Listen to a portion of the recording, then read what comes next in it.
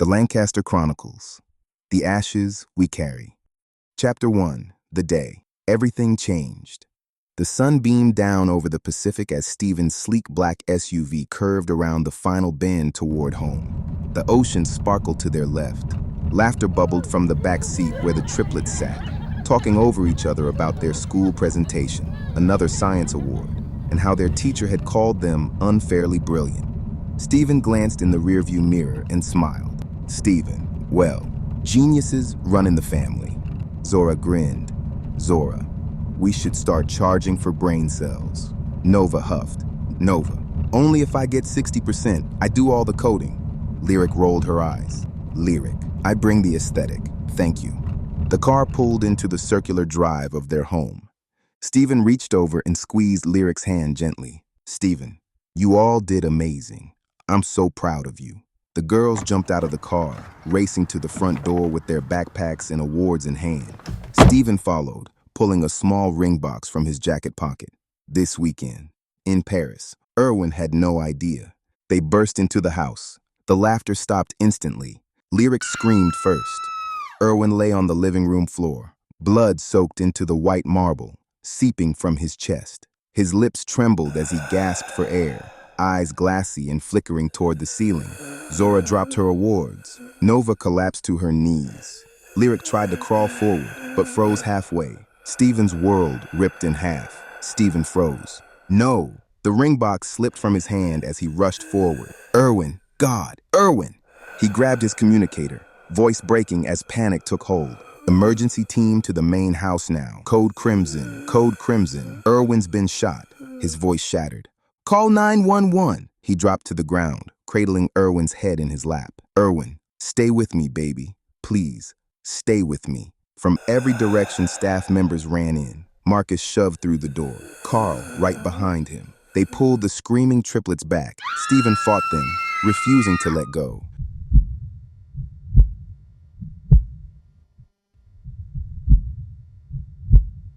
Risa's voice crackled through the comms. Risa, over comms. On our way. What the hell is happening? Jim's voice followed. Jim, over comms. Hang on. We're 4 minutes out. Tell Marcus to lock the perimeter and check for active shooters. Marcus scanned the room. Marcus, no sign of entry breach. No movement on cams. But the wound's fresh. Shooters gone, or never seen. Stephen ignored everything but Erwin's face. Blood dribbled from Erwin's mouth. He tried to speak. Stephen leaned closer. Stephen, I'm here. I'm here, baby. His voice trembled. You're going to be okay. You'll be okay. Erwin's lips trembled. He looked past Stephen, toward the triplets. Erwin, I love you. The girls sobbed louder, reaching toward him. Stephen turned back to him. Stephen, Erwin, stay awake. Stay with me. His voice broke. Stephen, please. Erwin's eyes locked onto Stephen's, then softened. Erwin, take care of them. His breath rattled. Take care of yourself. A faint smile appeared. I will always, always. He struggled for air, then whispered softly. I see. LaShawn. A distant look crossed his face. She's coming. His breath left him in a soft final exhale. His body stilled. Stephen froze. The room went silent. Then the triplets screamed. The sound shattered the silence like broken glass. Stephen's mouth opened in a soundless cry. His hand pressed against Erwin's chest, trying to force it to rise again. It didn't. His shoulders began to shake. Then his whole body, a raw animal sound, escaped him as he collapsed over Erwin's still chest. Marcus placed a hand on Stephen's shoulder, gently trying to pull him back. Stephen didn't move. Risa and Jim burst through the door seconds later. Jim stopped cold. Jim, oh my God. Risa dropped her bag. Her hand covered her mouth. Lyric was still screaming. Zora sobbed uncontrollably in Carl's arms. Nova had collapsed in the hallway, rocking back and forth. Stephen slowly looked up, his eyes wide, empty. Stephen, he's dead. A whisper. He's dead. Chapter 2. The hospital. The fallout. Cedars-Sinai Medical Center. Private trauma wing.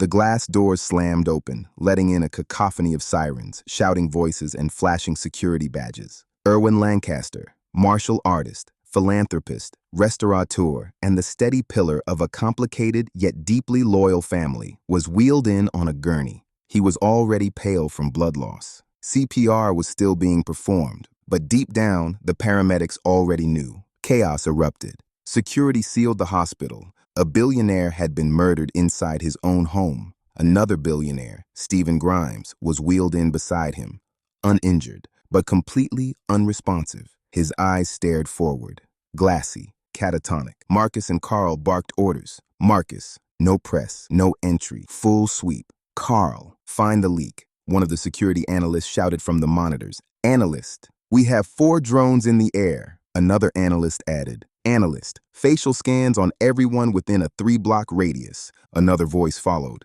Analyst, every house cam, ATM, ring system. We're scraping it all. Nearby, the triplets sat in the waiting area. Zora, Nova, Lyric. Carl held them tightly while trying to keep his own composure. They hadn't said a word since screaming at the house. That scream still echoed in Marcus's head, the kind of scream that rips through a man's soul. A nurse leaned carefully into the security huddle. Nurse, your partner, Stephen. Marcus turned. Nurse.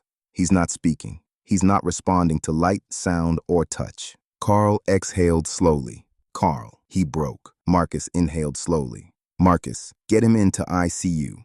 VIP ward. He turned toward security. Marcus, put a guard outside the door. His voice lowered. No one but Risa Hart and Jim Beckett. A glance toward the girls. And the girls. Eventually, Risa and Jim. Freeway. Minutes earlier. Risa stared at the phone in her hand as the emergency dispatch replayed through the speaker. Her voice trembled. Risa. Jim, tell me you're joking. Jim kept his eyes on the road. Jim, I'm not. They shot him. His voice hardened. Inside the house, Risa's hand slammed against the dashboard. Risa. God damn it! Tears spilled down her face, streaking her mascara. Stephen's a goddamn mess without Erwin. Her voice cracked. He's going to die of grief if he doesn't get help fast. Jim gripped the steering wheel tighter. Jim, Stephen may already be gone. Aiden's home, midday. Julian was mid-session with a patient when the alert hit the tablet on his desk. A high-priority security ping. He frowned, clicked, and froze. The message glowed on the screen. Lancaster down. Code 911. Erwin shot. Julian stood immediately. Julian. Session ends here. In the next room, Aiden's voice rose. Aiden. Julian, what's wrong? Julian entered slowly. Julian. It's Erwin. Aiden's hands twitched on the wheels of his chair. Aiden. No. His voice shook. No, don't say it. Please don't. Julian rushed forward to hold him, but Aiden had already begun to sob, punching the armrest of his chair with trembling fury. Aiden. I knew something was wrong. His voice broke. I knew it. Mia and Elijah, restaurant kitchen. The kitchen had been celebrating a 5-star review from Bon Appetit.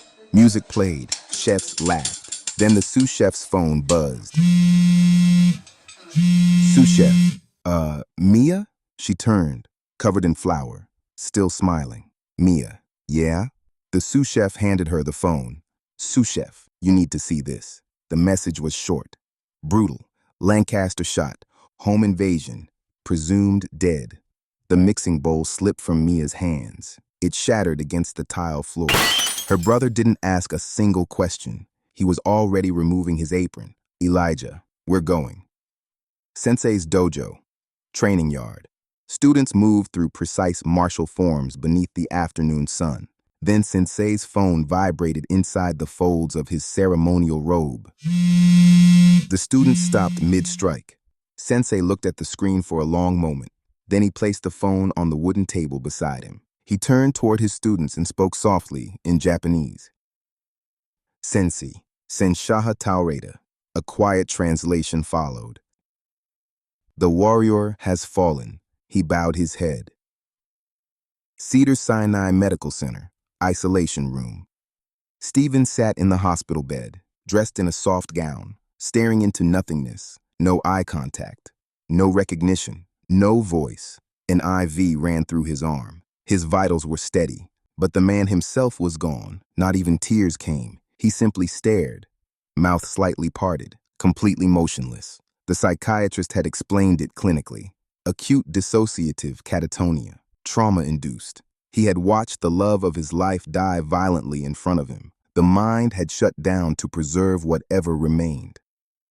Kane, underground lab. Monitors glowed across the dark room. 6 encrypted networks ran simultaneously across Kane's screens. Trace blocks, signal suppression, news blackout scripts. Kane leaned closer to the keyboard. Kane, keep the signal blacked out. The private line chimed. Risa, her voice came through immediately. Risa, please tell me you're already ahead of this. Kane didn't look up from the monitors. Kane, the news is locked down. His fingers moved quickly across the keyboard. All footage of the house is buried deep. Kane, but there's one problem. Risa, what? Kane, I just got a ping from them. Risa's expression changed instantly. Risa, the organization? Kane, yes. Unknown location, the organization. She stood before a massive digital screen, watching, listening, waiting. An assistant rushed into the room. We've confirmed it. A breath. Lancaster is dead. She didn't blink. Instead, she whispered, Lady Boss, then they will come for us. Silence filled the room. She turned slowly toward the others present. Prepare phase shift. Double encryption. Initiate smoke protocol. She stopped before leaving the room, then added softly, no one touches his family. Her eyes hardened. Let the dust settle. If we face them again, her voice lowered. It will be by our choosing. Fade to black. Chapter 3. The ripples begin. Cedars-Sinai Medical Center, private trauma ward, midnight. The hallways were silent now, an eerie contrast to the frenzy that had erupted only hours earlier. Stephen Lancaster lay still in the ICU suite, medically monitored, emotionally unreachable. His eyes stared ahead, wide open, blank. His mouth parted just enough to draw shallow, involuntary breaths. He had not spoken, not a single word since finding Irwin. He had broken. Beside him, Marcus stood in the shadows near the door, arms crossed over his chest. He spoke quietly into a secure earpiece with military precision. Marcus, all entry points double-checked. No footage leaves this hospital. The triplets are secured. We're sweeping for residuals now. Outside the door, Carl finished briefing an LAPD officer. He tapped twice on his tablet, then approached Marcus. Carl, command says the DA's en route. Homicide, too. Marcus didn't answer. His jaw simply tightened. Cedars-Sinai Medical Center. Autopsy room. Earlier. Risa Hart stood beneath flickering fluorescent lights. In front of her, Irwin's body lay on a steel slab beneath a pale blue shroud. The coroner carefully peeled back the sheet. The wound was precise. A perfect hollow-centered entry point in the chest. No exit wound. The bullet rested nearby in a small metal dish. Gray-black. Unusual. Fine spiral etchings ran along its surface. So delicate they looked almost hand-carved. The coroner's voice was grim. Coroner, it wasn't just a kill shot. It was a message. Risa leaned closer to the tray. Risa, what kind of bullet is that?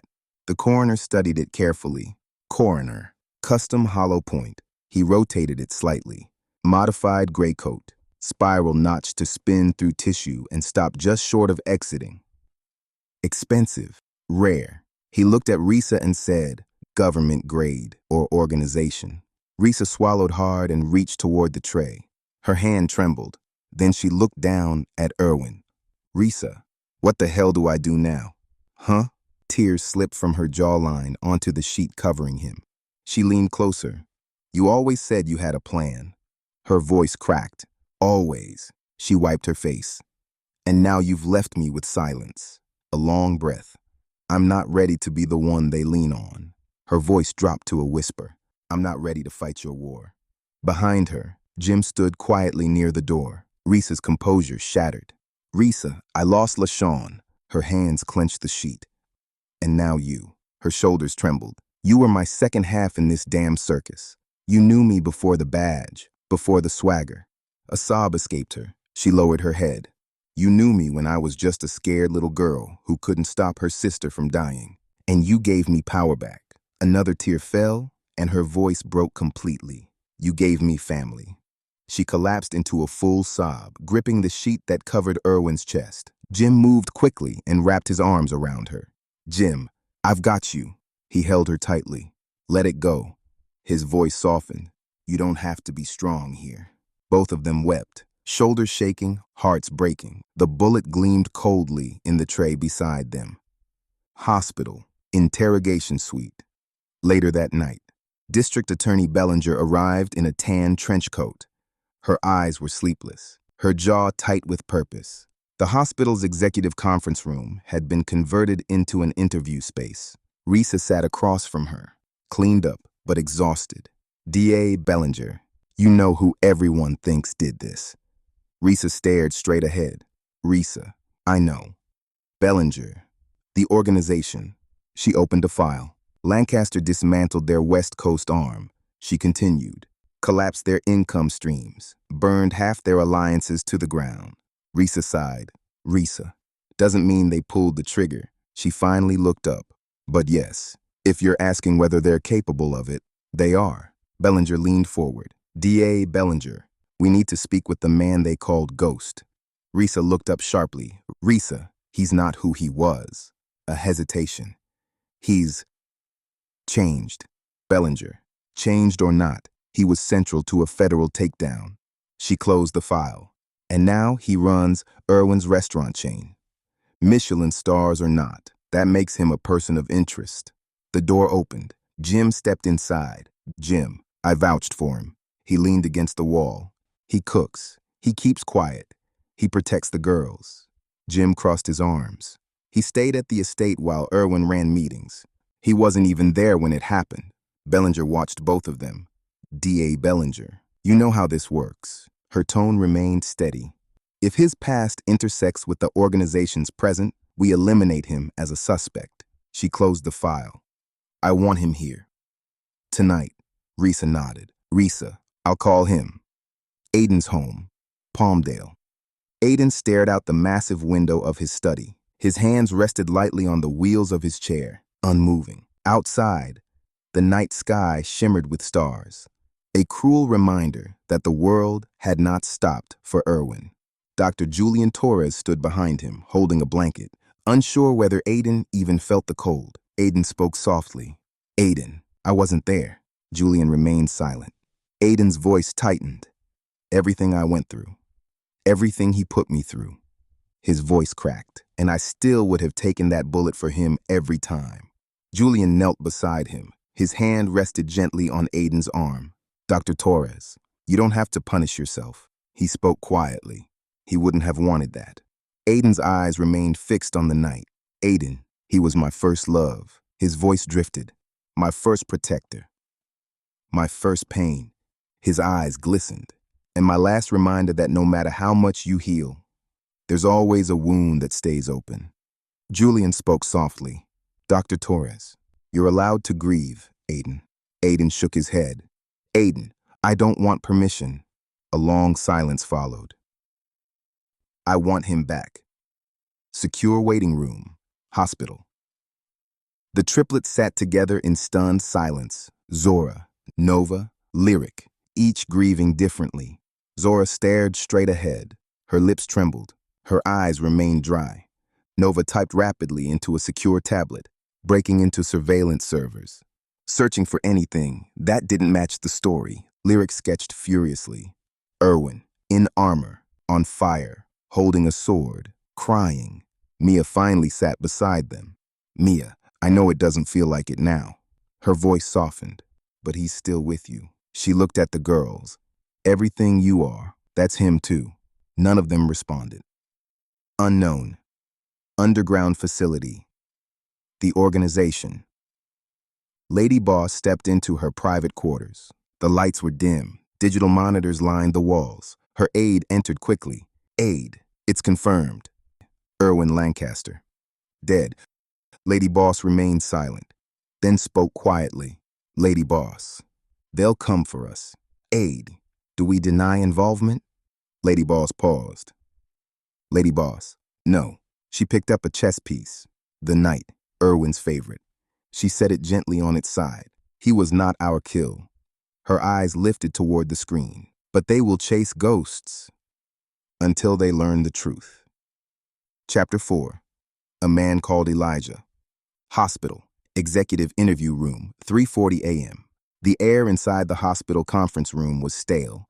Coffee cups lined the table. Exhaustion hung in the air like fog.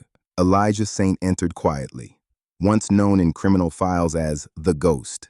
Tonight, he looked nothing like the shadowy figure whispered about in federal reports. He wore a chef's jacket, still lightly dusted with flour. He was no longer lean and dangerous. He looked solid, grounded, a man aged by purpose. His beard was neatly trimmed. His hands, once used to dismantle lives, now carried small burns from hot pans and grill grates. He removed the jacket slowly, folded it carefully, and placed it on the table before sitting down. District Attorney Bellinger looked up from her notepad. Her pen hovered in the air. D.A. Bellinger, name for the record, Elijah. Elijah Saint. A quiet pause followed. His voice was calm, controlled. But Risa, sitting beside the D.A., noticed something in his eyes. Grief. Carefully contained, but barely. Bellinger. Alias. The Ghost. She glanced down at her file. Former member of the organization. Multiple sealed files. She looked up again. And currently, Elijah, chef de cuisine. A slight shrug. Elijah, Michelin Star Division. Santa Barbara, Los Angeles, Tokyo. Jim leaned against the wall nearby, impressed despite himself. Jim, damn right. Bellinger ignored him. Bellinger, when did you last see Erwin Lancaster? Elijah answered without hesitation.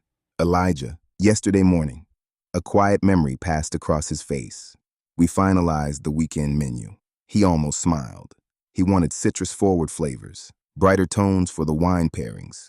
He looked down briefly, said the girls had been craving anything summery. The memory faded. That was the last time I saw him. Risa leaned forward slightly. Risa, you weren't at the house? Elijah, no. He shook his head. I was prepping at the downtown flagship. A small shrug. 4 sous chefs and a new pastry lead can't run blind. D.A. Bellinger, you have security footage confirming that? Elijah, yes, I pulled it myself. I knew I'd be a suspect. Bellinger glanced toward Jim. Jim nodded. A secure drive was already in his pocket. Bellinger, Elijah, we have to ask. Her voice softened slightly. Why did you take that job? With him? Elijah did not flinch. He answered slowly. Elijah, because Erwin Lancaster, he stopped briefly, searching for the right words, was the only man who ever looked me in the eyes and didn't see a weapon. The room grew quiet. He saw the part of me I forgot existed. His voice lowered. He told me once, you're not broken. You're buried. His eyes lifted. Let's dig you out. Elijah swallowed, and he did. Risa blinked away the heat rising in her throat. Bellinger cleared her throat. Bellinger, you understand why we have to rule this out. Elijah, of course. He nodded once. I have a violent past. He didn't hide from it. I won't pretend otherwise. His voice grew quieter. But I spent the last few years earning a different name. A faint smile touched his lips, one plated in basil foam and blood orange glaze. He looked toward the ceiling, toward the ICU floors above. That man upstairs gave me a second life. I wouldn't take his. Jim spoke quietly from the wall. Jim, he's telling the truth. Bellinger sighed. She closed the file. Bellinger, your alibi checks out. You're cleared. Elijah stood slowly. He reached for his folded chef's jacket. Elijah, if you want my help finding who did this, he put the jacket back on. I'll cook for the girls. He looked at them both. But if you want me to go back to who I was to do it, he shook his head. I won't. Risa stood. Risa, we don't need the ghost. A quiet breath. We need Elijah Saint. Her voice steadied. That's the man Erwin believed in. Elijah nodded once. But as he turned to leave, Risa reached out and caught his hand. Risa, he loved you like a brother. You know that, right? Elijah didn't answer. His lips pressed tight. Then he walked out of the room, back toward his restaurant, back toward his knives, back toward his spices, toward the only redemption he knew. Risa's car, moments later. Risa sat behind the wheel, Jim beside her. For a moment, neither of them spoke. Jim, he's clean. Risa, I know. They stared through the windshield. Los Angeles flickered in the distance. Risa, but something still doesn't sit right. Jim, the shot or the timing? Risa, all of it. Her voice hardened. The bullet was custom. No prints, no burn residue. She shook her head. It was cold work, a quiet realization, professional. Jim, so the organization. Risa nodded slowly, but her expression remained uncertain. Risa, probably. But something's off. She stared out at the city lights. They usually claim it, brag about it. Her voice dropped. Own it. She shook her head. This was quiet. Jim leaned back in his seat. Jim, quiet doesn't mean innocent. Risa looked straight ahead. Risa, no. But it might mean different. Echoes in the code. Scene 1, Nova's discovery. Lancaster Estate. Nova's room, late night. Nova hadn't left her tablet since they returned from the hospital. Zora and Lyric had each found their own ways to grieve. Zora paced the estate in full protective gear, barking orders to the security staff, as if command could hold the world together. Lyric shut herself in her room with a sketchbook, filling page after page with violent strokes of charcoal and ink. But Nova went inward. Silence, logic, patterns. Irwin's last breath haunted her, not just emotionally, logically. Something didn't compute. She swiped through layers of surveillance logs and system metadata pulled from the estate's security network. When she reached the access point logs for the previous 48 hours, something flickered. A delay, barely visible, a digital shadow hiding between timestamps. Nova leaned closer to the screen. The IP address didn't stay still. It bounced, node to node, server to server. Every few seconds, quantum-style routing. Her lips curled slightly. Nova, got you. She activated a diagnostic subroutine the hacker had once taught her. An anomaly detector, designed to reveal code that hides behind other code. Lines of encrypted metadata unfolded across her screen. At first, it looked normal. Then her hands stopped. Her eyes widened. The signature pattern. It wasn't familiar, but that was the problem. It should have been, Nova whispered to herself. Nova, that's not... She leaned forward, studying the string of characters again. That's not from the organization. Her breathing slowed. The realization hit her like ice water. I don't think it's them. Her fingers trembled. She activated the encrypted communications line. The secure connection pinged. Risa answered immediately. Risa, Nova? Nova didn't waste time. Nova, Auntie Risa, I think I've found something. Scene 2, the DA's visit. FBI satellite office, Westwood Day. District Attorney Bellinger entered the room like a woman who had seen too many secrets and buried too many truths. Her coat was wrinkled, her eyes tired, but her voice remained firm. She tossed a confidential file onto the table in front of Risa. The folder slid across the polished surface. Bellinger, I know what everyone's thinking. She looked directly at her. I know what you're thinking. Risa didn't deny it. Risa, the organization. Jim leaned forward in his chair. Jim, you believe they took out Lancaster?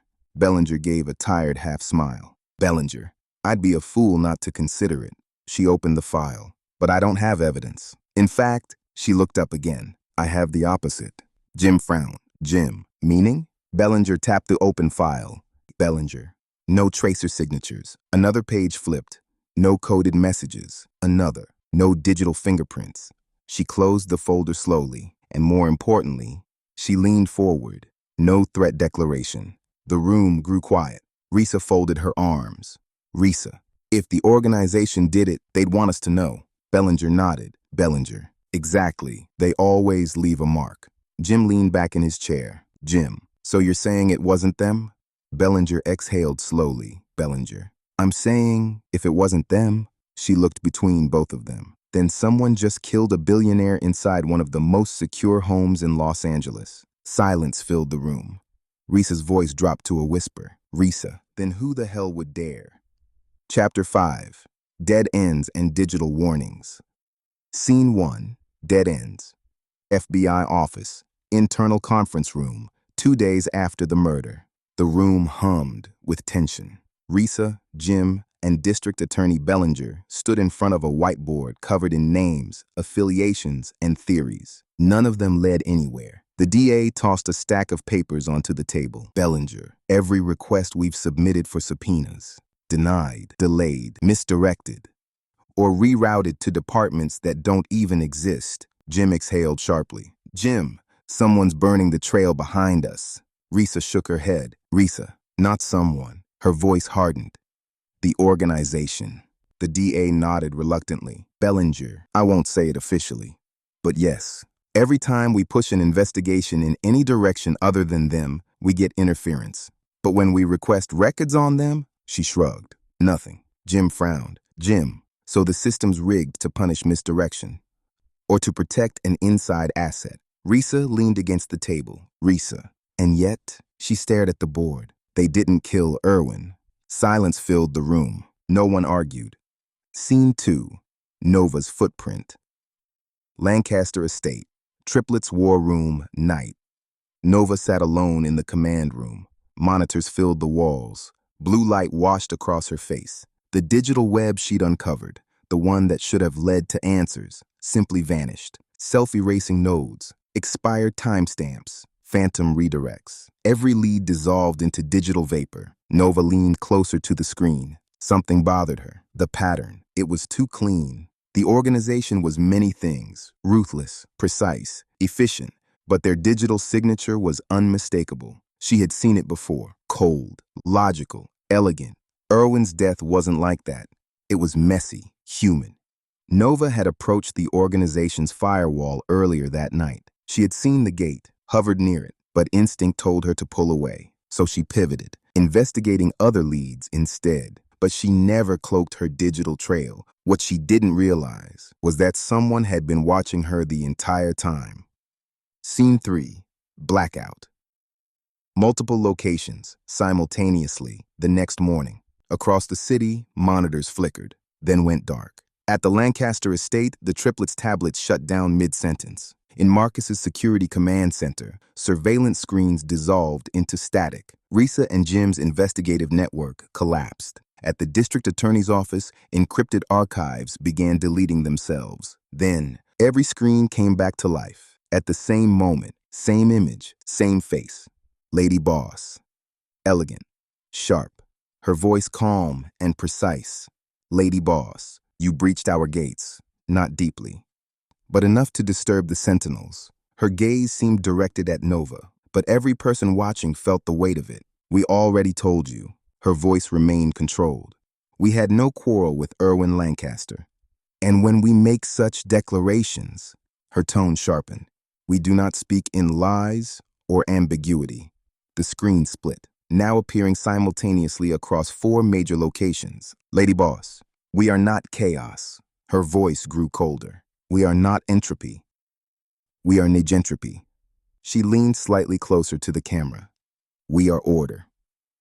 And we do not forget. The room seemed colder. Lady Boss, you will not breach our gates again. Her eyes hardened. The next time you probe, a quiet threat hung in the air. The punishment will be irreversible. Silence. Then her voice softened. You mourn your dead. As do we mourn the time wasted proving ourselves to the grieving. No more warnings. The screen went dark. All systems rebooted, all files restored, except one. The organization had erased Nova's entire investigation. Scene 4. Fallout. Lancaster Estate, later that day. Zora and Lyric stood silently. Nova paced the room. Marcus barked orders to his security team. Marcus, run diagnostics again. Another command. Triple firewall encryption. Mia arrived to check on the triplets. Aiden sent a voice message from home. His voice cracked with grief. At their own command center, Risa and Jim sat quietly. Minutes passed before Jim finally spoke. Jim, they've never sent a message like that before. Risa stared ahead. Risa, they've never needed to. The triplets moved closer together. For the first time since Irwin's death, fear replaced grief. This wasn't about revenge anymore. It was about survival. Chapter 6. A Flicker of Light. Lancaster Estate, late afternoon. The triplets sat in the security room again, scrolling through data without focus. Then, the encrypted call came through. Nova answered. The voice on the other end said 2 words. He's awake. Nova blinked. Zora gasped. Lyric dropped her tablet. Risa and Jim stood instantly. Nova looked up at them. Nova, can we go to him? Her voice carried disbelief and hope. Jim glanced at Risa, then turned to Marcus and Carl. Neither man hesitated. Marcus, full security. Carl, no breaches. The girls turned toward Sensei. He had been meditating quietly in the corner. Zora stepped forward. Zora, honored Sensei. She swallowed. Will you protect us? Sensei slowly opened his eyes. He rose. His voice was calm and solemn. Sensei, Japanese. Awin, Lancaster ha, watashi no musuko datta. Chi wa tsunagatte inakatta ga. Kanashimi no naka, watashi wa kare no omoide o yoroi no you ni minimadu. Dakara koso, Steven wa watashi no giri no musuko nano da. Soshite anata tachi, aisuru mei tachi o. Watashi no meiyo ni kakete, watashi ga iki o suu tabi ni, anata tachi ni kaigai wa kuwaenai. Sensei, English translation. Sensei, Erwin Lancaster was my son, though not of my blood. In grief, I wear his memory like armor. He looked at the girls. That makes Stephen my son-in-law. Another pause. Sensei, and you, my beloved nieces. His voice deepened. On my honor. By every breath I draw, no harm will come to you. No one questioned it. Not even the wind dared speak. Cedar Sinai Medical Center, private recovery ward. Security swept the hallway first. Marcus's team, Carl's unit. 2 elite guards flown in at Sensei's request. No one approached Stephen without clearance. Room 712 remained dim. Stephen lay in the hospital bed, sheets tucked with military precision, his body rigid, unresponsive, his eyes open but hollow. A nurse had described it as staring through dimensions. Outside the room, the triplets stood together. Zora gripped the strap of her backpack. Lyric twisted the ring on her finger. Nova looked pale. Risa placed her hands gently on their shoulders. Jim nodded. Jim, you don't have to say much. His voice softened. Just let him know you're here. The door opened quietly. Sensei entered first. He bowed to Stephen, even though Stephen could not see it. Then the girls stepped inside the room. The moment they saw him, their composure shattered. Zora ran forward. Zora, Daddy. She wrapped her arms around him. Stephen didn't move. Lyric hugged him from the other side. Nova hesitated, then slowly approached. She placed her hand on his wrist. It was cold. Nova leaned closer. Nova, Dad. Her voice trembled. It's us. The girls. We're here. Nothing. Zora sobbed against his chest. Lyric kissed his cheek, whispering softly. Nova leaned closer. Nova, we're safe. She swallowed. Marcus and Carl are watching us. Sensei too. Stephen blinked. Zora froze. Nova leaned closer. His eyes shifted. Barely. Then, Stephen. Erwin. The word shattered the silence. Stephen collapsed into violent sobs. Primal. Uncontrolled. Zora and Lyric clung to him. Nova called out. Mia rushed in. Mia. Stephen. She ran to the bed. Mia. I'm here. Stephen grabbed her like a drowning man. Stephen. He left me. His voice broke. He left me. He shook uncontrollably. I can't. Mia held him tightly. Mia, I know. Her voice softened. But you're here. She looked at the girls. And they need you. The triplets cried beside the bed. Risa watched from the doorway. Jim held her quietly. Neither of them spoke. Behind them, Sensei stood silently. A guardian. Grief, hidden behind discipline. Later, that night, Stephen finally slept under sedation. The girls were led quietly from the room, wrapped in blankets, escorted by Risa and Marcus. Sensei remained behind. He approached the bed, looked down at Stephen, then spoke quietly. Sensei, Japanese. Kurushimi wa owaranai ga. Sore demo ikinakereba naranai. Sensei, English. Sensei. Suffering does not end, but still, we must live. He bowed deeply, then stepped into the shadows of the hallway. Chapter 7. The House, the Grief, and the Argument. Grimes Estate, main living area. Morning. The sun had risen and set 3 times since Erwin Lancaster's death. The world outside kept moving. Inside the Grimes estate, time had stopped. Stephen was still in the hospital. He had begun eating again, whispering, responding to the triplets. But the moment anyone mentioned Erwin's burial, he shut down. Conversations ended, doors closed, eyes turned away. This morning, everyone gathered in the main living room. Risa and Jim sat near the fireplace. Carl and Marcus stood nearby. Sensei remained close to the triplets, keeping quiet watch over them. The girls sat together on the couch, but the distance between them felt like a canyon. Nova broke the silence. Nova, he said, if he died young, he wanted to be cremated.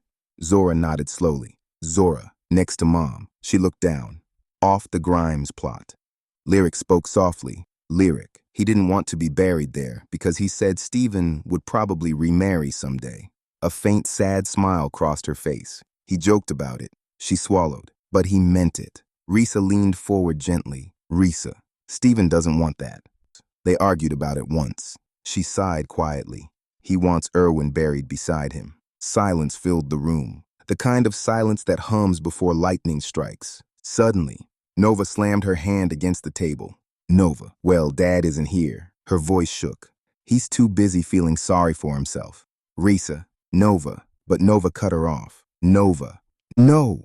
Her voice rose. He's marinating in grief, while the rest of us are trying to figure out how to bury Uncle Erwin. She turned away angrily. At this rate, we'll be burying him next. The room froze. Zora stood abruptly. Zora, how dare you say that? Nova interrupted. Nova, no one is acting like Uncle Erwin is really gone. Her voice cracked. It's like everyone thinks he's on some trip. She shook her head. But he's not. Her voice broke. He's dead. Tears spilled down her face. There's still a hole in his chest. The room fell silent. No one has found the killer. Her breathing shook. People at school look at us like we're cursed. She gestured toward the room. And we can't even agree on how to bury him. She turned toward Lyric. And you, her voice trembled. You act like you're not even sad. Lyric stood, her fists clenched. Lyric, don't you dare say I'm not grieving. Zora moved beside her. Zora, we're all grieving. She pointed at Nova. Don't put that on us. Nova's voice broke again. Nova, everything feels stagnant. She wiped her eyes, like the whole house is frozen. Lyric's voice dropped to a whisper. Lyric, half our family is gone. Her eyes filled with tears. Lyric, don't pretend that doesn't destroy us too. Nova stepped backward, tears flooding her eyes. Her legs buckled. Marcus caught her as she collapsed against him. The other girls ran toward Sensei. He wrapped his arms around them, gently. Then he called Nova forward with a quiet gesture. The 3 girls stood before him, heads lowered. Sensei took a slow breath. Then he spoke. Sensei, Japanese. 最も愛するものを失ったとき、心はひとたびではなく、息をするたびに何度も砕け散ります。しかし、その砕け散りから私たちは生まれ変わります。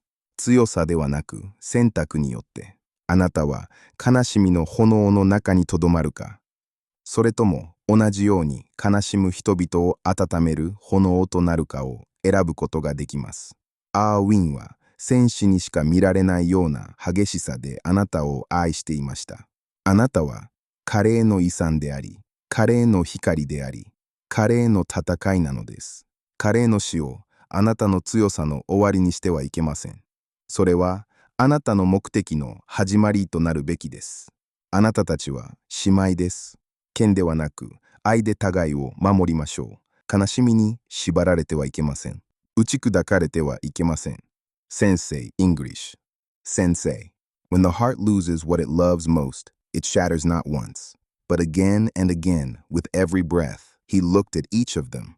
Yet from that brokenness, we are reborn, not through strength, but through choice. His voice softened. You may remain in the fire of your grief, or you may become the flame that warms others who grieve. His gaze hardened with pride. Erwin loved you with the fierce devotion of a warrior. He placed a hand over his heart. You are his legacy, his light, and his fight. He looked at them firmly. Do not let his death become the end of your strength. Let it become the beginning of your purpose. His voice softened again. You are sisters. Protect one another, not with swords. A gentle breath. but with love. Silence filled the room. No one moved. Carl lowered his head. Jim blinked away emotion. Risa stared into the fireplace, trembling slightly. The girls slowly wrapped their arms around one another. Sensei stepped back quietly, still watching, still protecting. Aiden and Julian, the weight of grief. Miles away, Aiden sat near the window of his home, staring outside. Julian placed a mug of tea beside him, then sat across the room, watching. Aiden, they still haven't buried him. Julian, I know. Stephen isn't ready. Aiden shook his head. Aiden, he has children, Julian. His voice hardened. Triplets. He looked down. They can't carry that weight alone. Julian leaned forward. Julian, and how are you doing? Aiden gave a dry laugh. Aiden, the truth? Julian nodded. Aiden, I'm devastated. His voice softened. I can't believe he's gone. Erwin, the man who could fight 5 men with nothing but muscle and honor. He looked down, shot, like he was nothing. Julian spoke gently. Julian, I know you want justice. Aiden, I need to help find who did it, especially if it's the organization. Julian's voice sharpened. Julian. Aiden. He leaned forward. We have a child, the same age as those girls. His voice tightened. The organization already warned everyone. If we interfere, Aiden finished quietly. Aiden, they'll kill us. Julian. Yes. And him too. Aiden looked away. Aiden, I know. Julian's voice cracked. Julian. Then, no but. A long silence. Julian. No more involvement. Aiden nodded slowly. Aiden, fine. He wheeled toward the door and grabbed his bag. Julian. Where are you going? Aiden. To the house. He opened the door. I need to ask about the burial arrangements. Julian. Aiden. I'll be back. The door closed. Julian stood there, heart racing. Later, Grimes Estate. Aiden's arrival brought hugs, relief, tension. For nearly an hour they shared stories, memories of Erwin and LaShawn, chaos, laughter. Risa, do you remember the absolute zero incident? Aiden burst into laughter. Aiden, oh God, they nearly blew up half the lab trying to bend physics. Flashback. 2 young students, Erwin and LaShawn, stand over a frozen beaker. Steam fills the room. A frantic student tries to unplug a machine. His clothes half frozen, books scorched. Aiden laughed harder. Aiden. Risa's baby brother Daniel ran home, looking like a Marvel reject. He wiped tears from his eyes. Fire and ice. The room erupted in laughter. Risa wiped her eyes. Risa. He looked like a mutant. Aiden. Those twins had the brains of 100 scientists. He shook his head, and the sense of a rock. He smiled at the triplets. You inherited the best of them. And from Stephen, too. He chuckled. That man could convince Antarctica it needs air conditioning. The girls smiled softly. Then the front door opened. Marcus stepped inside. Marcus, perimeter clear. A pause. Status safe. Security entered with Julian and their son. Aiden wheeled quickly toward them. He hugged them tightly. Aiden, you didn't have to come. Julian smiled. Julian, you're not doing this alone. He squeezed Aiden's shoulder. We're your rock. Their son, David, approached the triplets. David, we talked over Zoom? A shy smile. But I wanted to see you in person. I'm here if you need anything. The kids moved into another room. The adults settled again. Aiden leaned forward. Aiden, now that they're out of earshot, he looked around. What's the latest on the investigation? Julian watched him with concern. Jim answered. Jim, we still believe it's the organization, but something doesn't add up. He leaned back. Digital trails trigger alerts. Subpoenas lead nowhere. The moment we poke, he shrugged. We get bitten. Aiden nodded slowly. Aiden, I might be able to help with evidence. Everyone looked up. Fade to black. Chapter 8. Acceptance begins. Cedars-Sinai Medical Center, private recovery room. The hospital room was quiet. Only the muted hum of the monitor and the soft melody of an old jazz standard drifted through the built-in speaker system. Stephen sat upright in bed, his arms folded loosely over his lap, his head tilted toward the window. His eyes were open, but vacant, fixed on something beyond the glass, something unreachable. It had been days since Erwin's death, days since Stephen had spoken anything truly coherent. The medication had helped stabilize him. His vitals were strong now. He was no longer lost in complete catatonia. But his soul had not returned. He was a ghost inside his own body. The door creaked open. Mia stepped inside quietly, carrying a small bag. She had brought his favorite lotion, a few magazines, and a framed photo of the triplets at 5 years old, wearing mismatched sunglasses and oversized tutus. She placed the picture gently on the side table. Stephen did not turn to look at her. Mia. Hey, she pulled up a chair beside him. They miss you, the girls. She brushed her hair behind her ear. They're scared, Stephen. Her voice softened. They need their dad. Still, he didn't respond.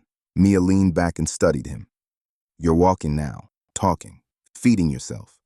She leaned forward. You're halfway home already. Her voice sharpened. So why are you still here? She stood and paced briefly before turning back toward him. They're arranging Irwin's burial without you. Without you, Stephen. Stephen, her voice hardened. Is that what you want? Stephen blinked. His mouth opened slightly, but nothing came out. Mia's fists clenched. You promised LaShawn. You promised Irwin. Her voice cracked. You said you'd protect those girls. She stepped closer to the bed. So what the hell are you doing in this bed? Tears welled in her eyes. If you don't get up, if you don't come home, they'll die. Do you understand me? Her breathing shook. You're their father. And they are terrified. I am terrified. Her voice dropped. We all are. Mia turned and started toward the door. Then, a small sound behind her. Stephen, Mia. She turned instantly. Stephen's eyes shimmered. His face twisted with pain. I don't know how. His voice barely held together. I don't know how to do this without him. Mia rushed back to his side and gripped his hand. Mia put one foot in front of the other. Stephen blinked and a confused half-laugh escaped him. And soon you'll be walking out the door. He stared at her. Stephen. Wait. A faint, broken smile flickered. Is that from that old Rankin Bass Christmas special? Mia laughed softly. Mia, you really don't know your legacy cartoons? Stephen frowned slightly, thinking. Stephen. Frosty? Mia grinned. Mia, Santa Claus is coming to town. She shook her head. Basic gay holiday knowledge. A teasing pause. I'm disappointed in you. For the first time in days, Stephen smiled. A real smile. Small, fragile, but real. He exhaled sharply. Stephen, then I guess I need to get up. He reached for the nurse call button. Grimes Estate, just after dusk. The large room glowed softly with lamplight. Teacups sat half full. The warmth of company lingered in the air. Then came the sound of the front door opening. Every head turned. Stephen stepped into the foyer. 2 personal guards flanked him. He looked thinner, paler, but he was upright, alert, and home. Stephen, you're trying to bury my man without me? The room froze. Risa rose first, her mouth trembling. The triplets stood slowly, tears already filling their eyes. Lyric spoke first, barely above a whisper. Lyric, Dad? Stephen opened his arms. Stephen, come here. The girls ran to him. One by one, they crashed into his chest, sobbing. Risa reached him next. Then Jim, Marcus, and Carl remained standing a moment longer, stunned but proud. Across the room, Mia folded her arms with a satisfied smirk. Mia, I told you, he would come back. Narrator, but grief does not ask for permission. It waits, quietly, patiently, until it can no longer be silenced. For Stephen Grimes, that moment did not arrive in a hospital bed. It did not come through whispered reassurances. The room seemed to still. It came with a flicker of blue light, and the voice of the man he loved more than life itself. Fade to black. Part 1. The Farewell Hologram. Stephen's Estate. Grand Room/Memorial Hall. Present were Stephen, the triplets, Aiden, Julian, their son David, Mia, Elijah, Marcus, Carl, Kane the hacker, Jet the informant, Risa, Jim, Sensei, the security team, and Irwin's senior martial arts students. The triplets stood shoulder to shoulder. Their eyes were red, but shining with pride. Zora cleared her throat first.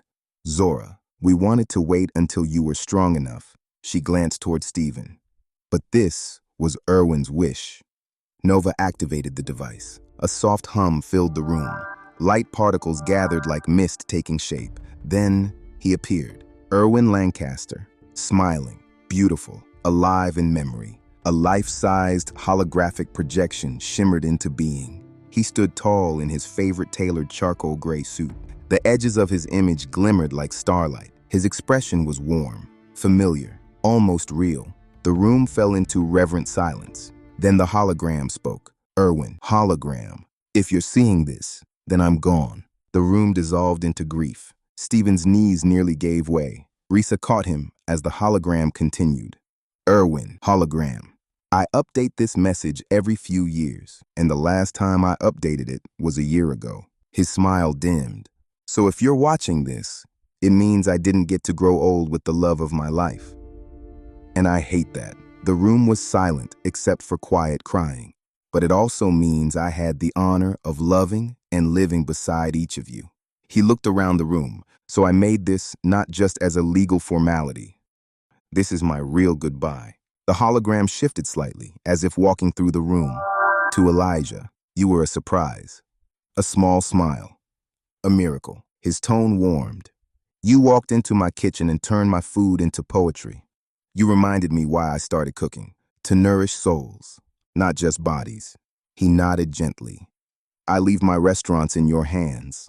You earned them. His eyes softened. They're yours now. All of them. Emotion flickered across Elijah's face. But more than that, you made me proud. To Mia. Erwin, hologram. Mia. His smile returned. Watching you find your strength again was like seeing a flower bloom in fire. You are radiant. His gaze softened. Thank you for loving my family like it was your own. To Kane and Jet. Erwin, hologram. You two saved lives when others were busy saving face. A faint smirk. You cracked the code that exposed Jack's crimes. You risked everything, and I will never forget it. He tilted his head slightly. Jim has set you up for life. A teasing pause. Don't waste the gift. His smile widened. Stay close. Stay safe. Listen to Risa. A smirk. And Jim, as much as that stubborn soul lets you. To Risa. Erwin, hologram. You are my sister. Risa covered her mouth, tears flowing freely, broken with love. Not by blood, but by every meaningful measure. His voice deepened. When I lost LaShawn, I thought the world had robbed me of something irreplaceable. He looked toward her. Then you showed up. A soft smile. You are fierce, loyal, and so damn beautiful inside and out. A flicker of humor crossed his expression. Jim tamed you, a grin, but he better never forget that you chose him.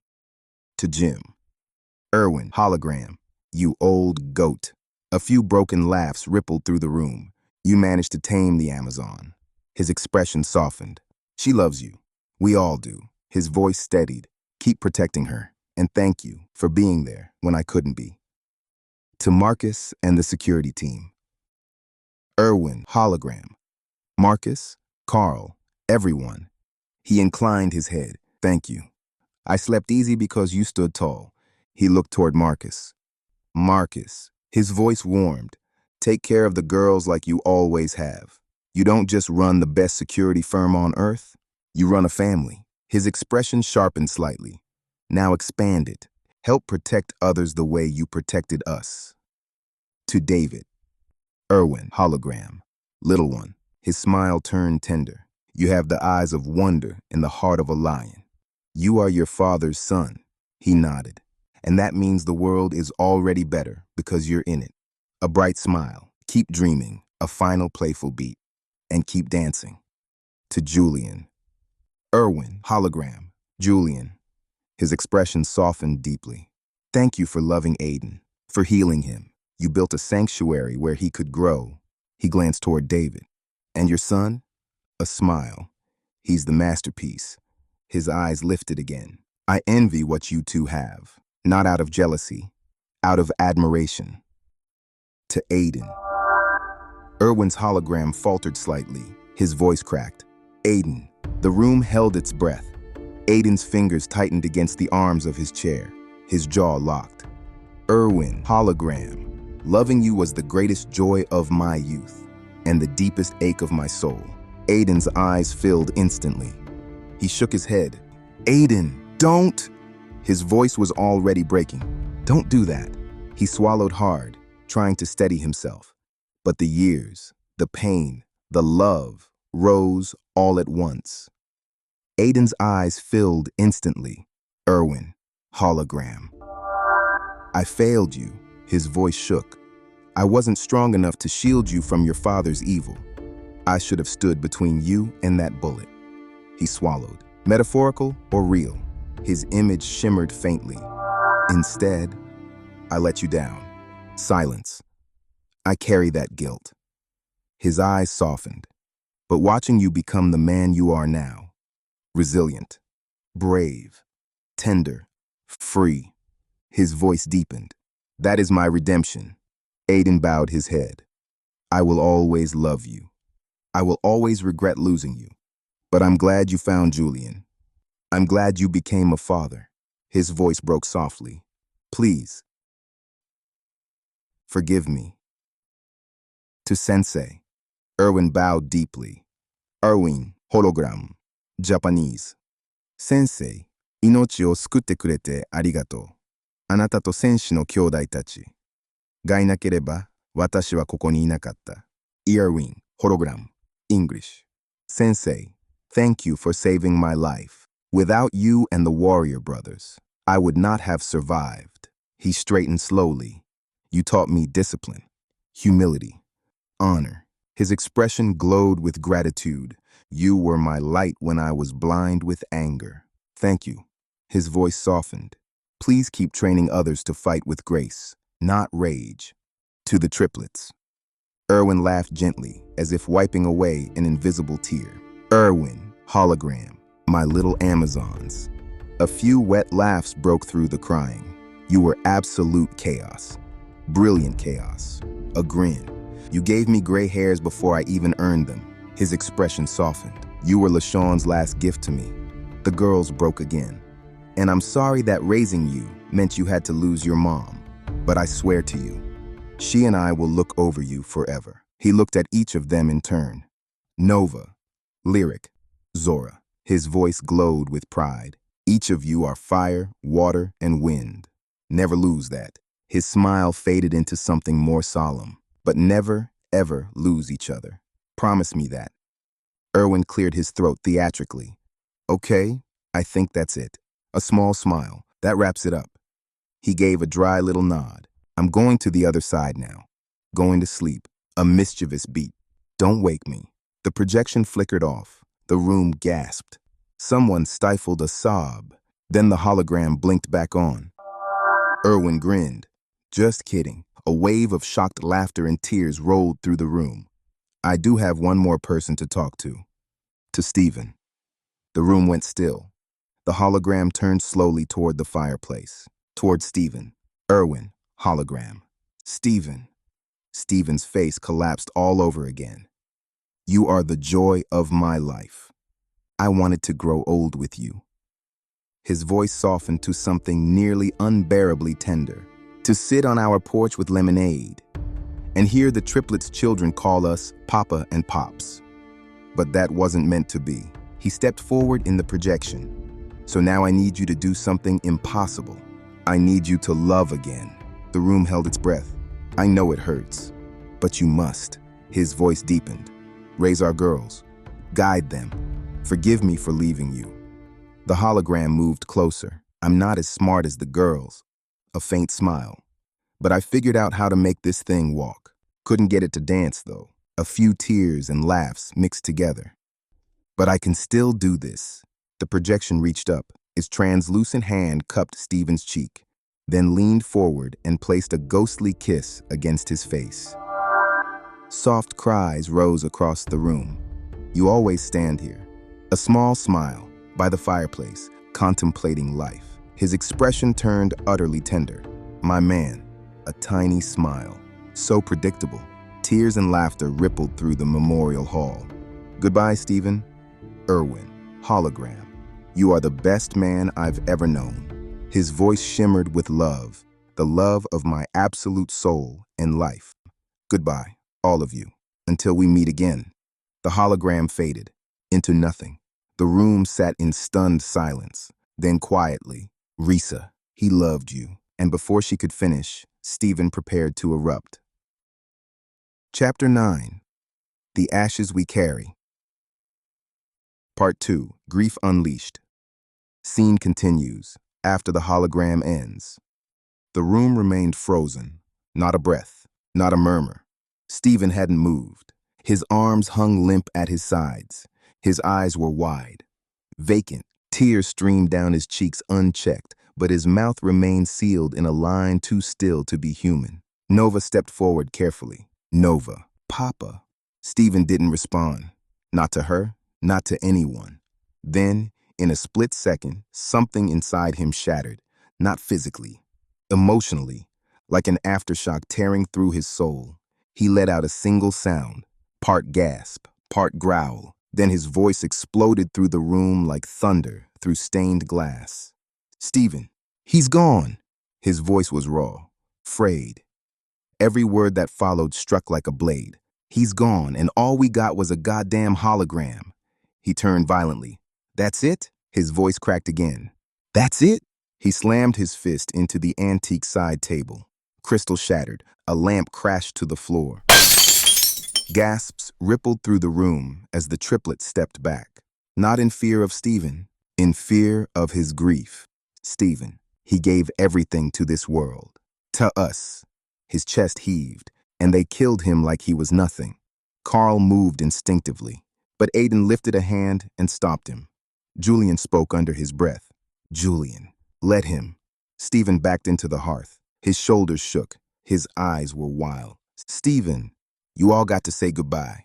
He choked on the words. "You all got to heal. But me?" He clutched his chest. "I died with him that day." His voice broke open again. "I died." He spun toward the mantel and snatched up Irwin's favorite photo, the one from Santa Barbara, the two of them laughing in sunlight. He held it like something wounded. "He was mine." His voice dropped to a broken whisper. He wasn't supposed to leave. Not like this. Sensei steps forward. The crowd parted instinctively as Sensei moved toward him. He did not rush. He did not speak. He simply knelt in front of Stephen, lowered his head, and remained still. Stephen's breathing was ragged. His knees trembled. Then finally he collapsed, straight into Sensei's arms.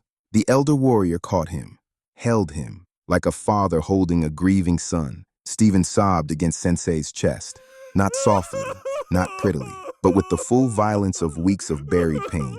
His fists pounded against Sensei's arms until all strength left him. Then came silence. Sensei spoke softly. "Sensei," Japanese. "Stephen Grimes, kimi wa kowarete nanka inai. Kimi wa kizu tsuite iru. Soshite kizu wa ieru." Sensei, English. "You are not broken, Stephen Grimes. You are wounded, and wounds heal." The triplets approach.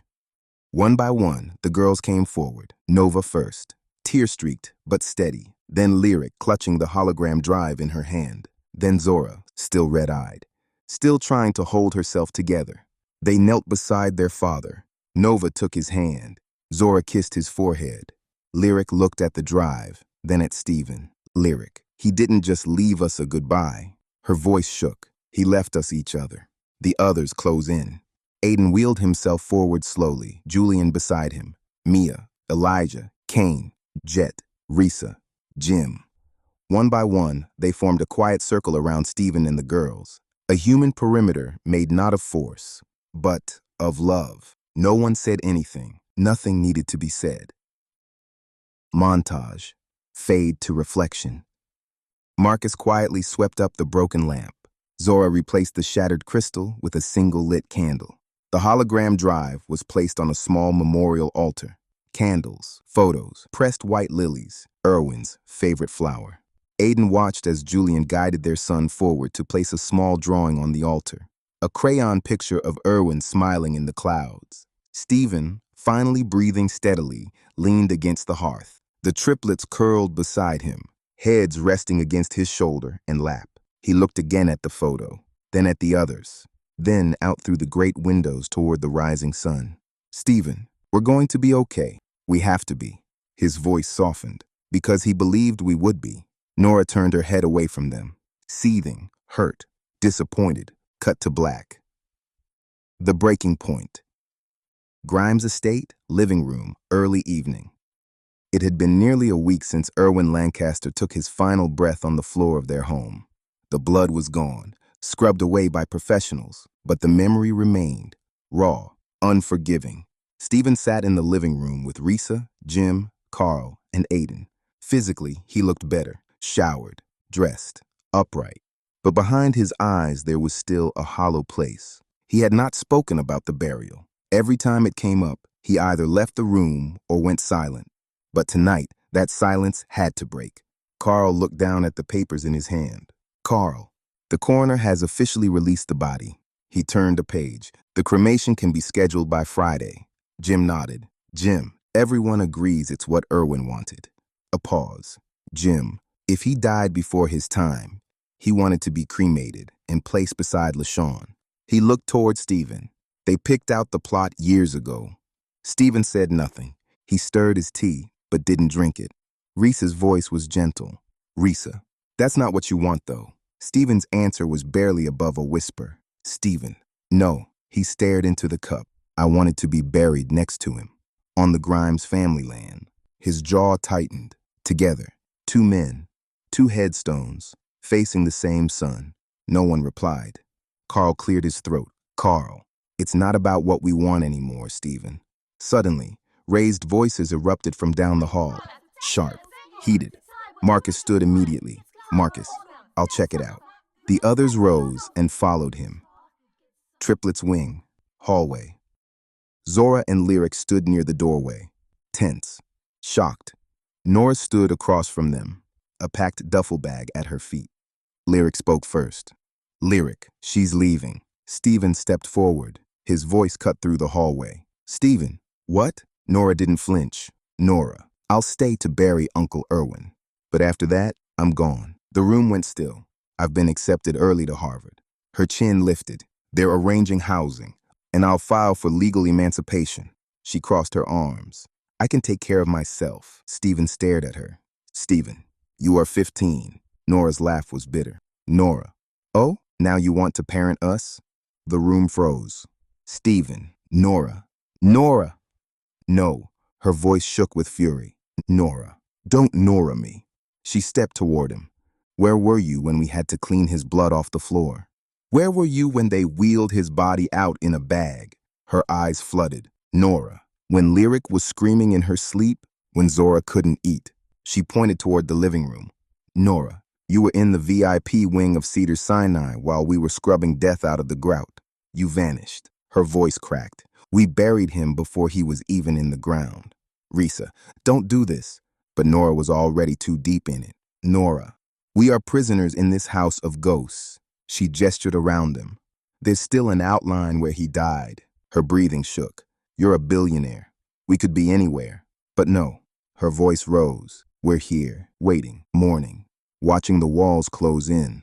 Zora stepped forward.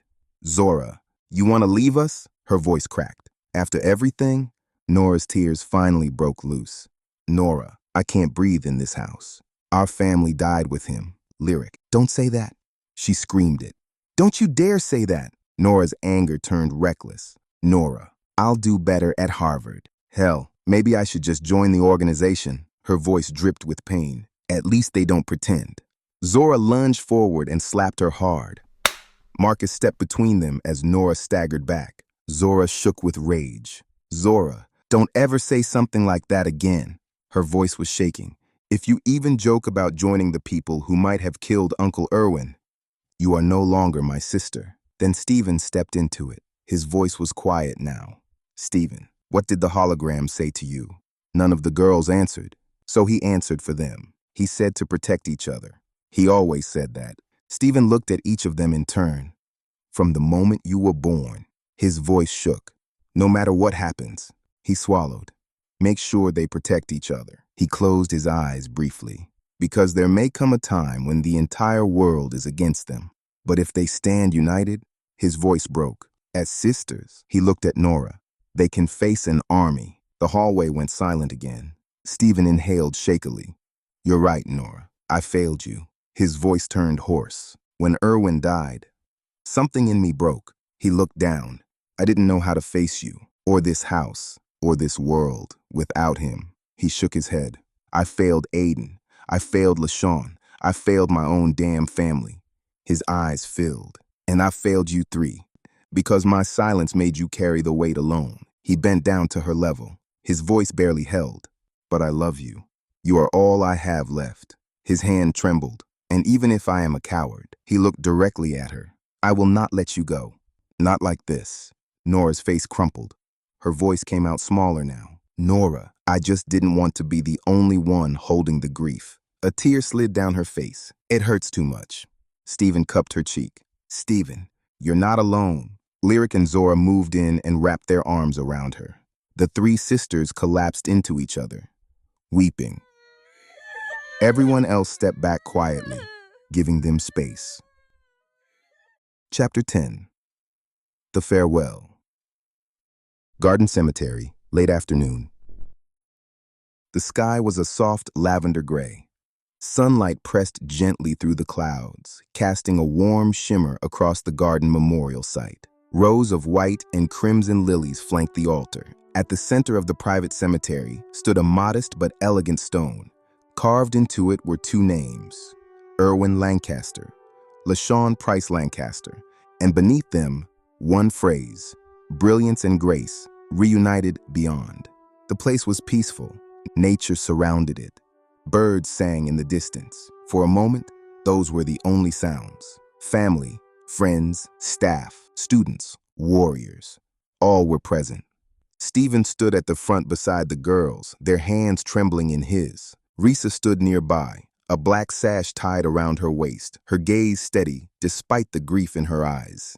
Aiden sat near the altar in his chair, Julian beside him. Sensei stood tall behind them in ceremonial robes. The Golden Warriors flanked him in silence. The ceremony began with music. A string quartet played Bridge Over Troubled Water. Then came the eulogies. Risa stepped forward first. Her voice trembled, but held. Risa, he was more than a best friend. He was my brother. Her eyes brimmed. My protector. My co-conspirator in every crazy mission life threw at us. Her voice shook. He was the man who kept my secrets, challenged my stubbornness, and always, her composure nearly broke, always brought me back to the light. She looked down briefly. I don't know how to breathe in a world that doesn't have his voice in it, but I do know this. She lifted her chin. He loved each of you fiercely. He chose family. He chose truth. He chose to rise every time life tried to break him. She stepped back, shoulders trembling. Aiden came next. Aiden. Erwin was chaos and clarity. A faint, wet laugh passed through the crowd. He was trouble and tenderness. His voice softened. He was the kind of man who would burn down a house to save one child, and then rebuild it just to teach you how to wire it properly. Gentle laughter rippled through the mourners. He saved me once, and again, and again. He looked skyward, and if the universe is just, his voice shook. Then he and LaShawn are dancing somewhere above us. A faint smile, laughing at how seriously we're taking this goodbye. Zora stepped forward for the triplets. Her hands trembled, but her voice was clear. Zora. We called him Uncle Erwin, but he was also our second dad. Tears filled her eyes. He braided our hair. He taught us how to code, how to defend ourselves. Her voice cracked. How to cry without shame. Nova stepped beside her and placed a hand on her shoulder. Then Nova continued. Nova, he told us we were brilliant, even when we messed up, especially then. Stephen approached the altar slowly. The world seemed to hold its breath. Stephen, I loved him, and I failed him. The wind stirred gently. I was supposed to grow old with him. His voice wavered. We were supposed to argue over garden furniture, raise the girls, and retire in Barcelona. Tears streaked his face. But you left first. A small, aching smile. You always were early to everything. A soft, sorrowful laugh passed through the mourners. Stephen knelt before the altar. I love you, Erwin. I'll see you on the other side. Then Sensei stepped forward with the Golden Warriors. Each bowed deeply. Then, together, They began to chant in a low, melodic tone. The air itself seemed to shift. Sensei raised a hand and spoke in Japanese. Sensei, Japanese. Tamashi wa kaze to nari, yama o koe, umi o watari, shizuka na hikari no naka he susumu. Watashi tachi wa anata o okuri dashimasu. Eiyou o motte, sayonara, itoshiki, sensho. Sensei, English.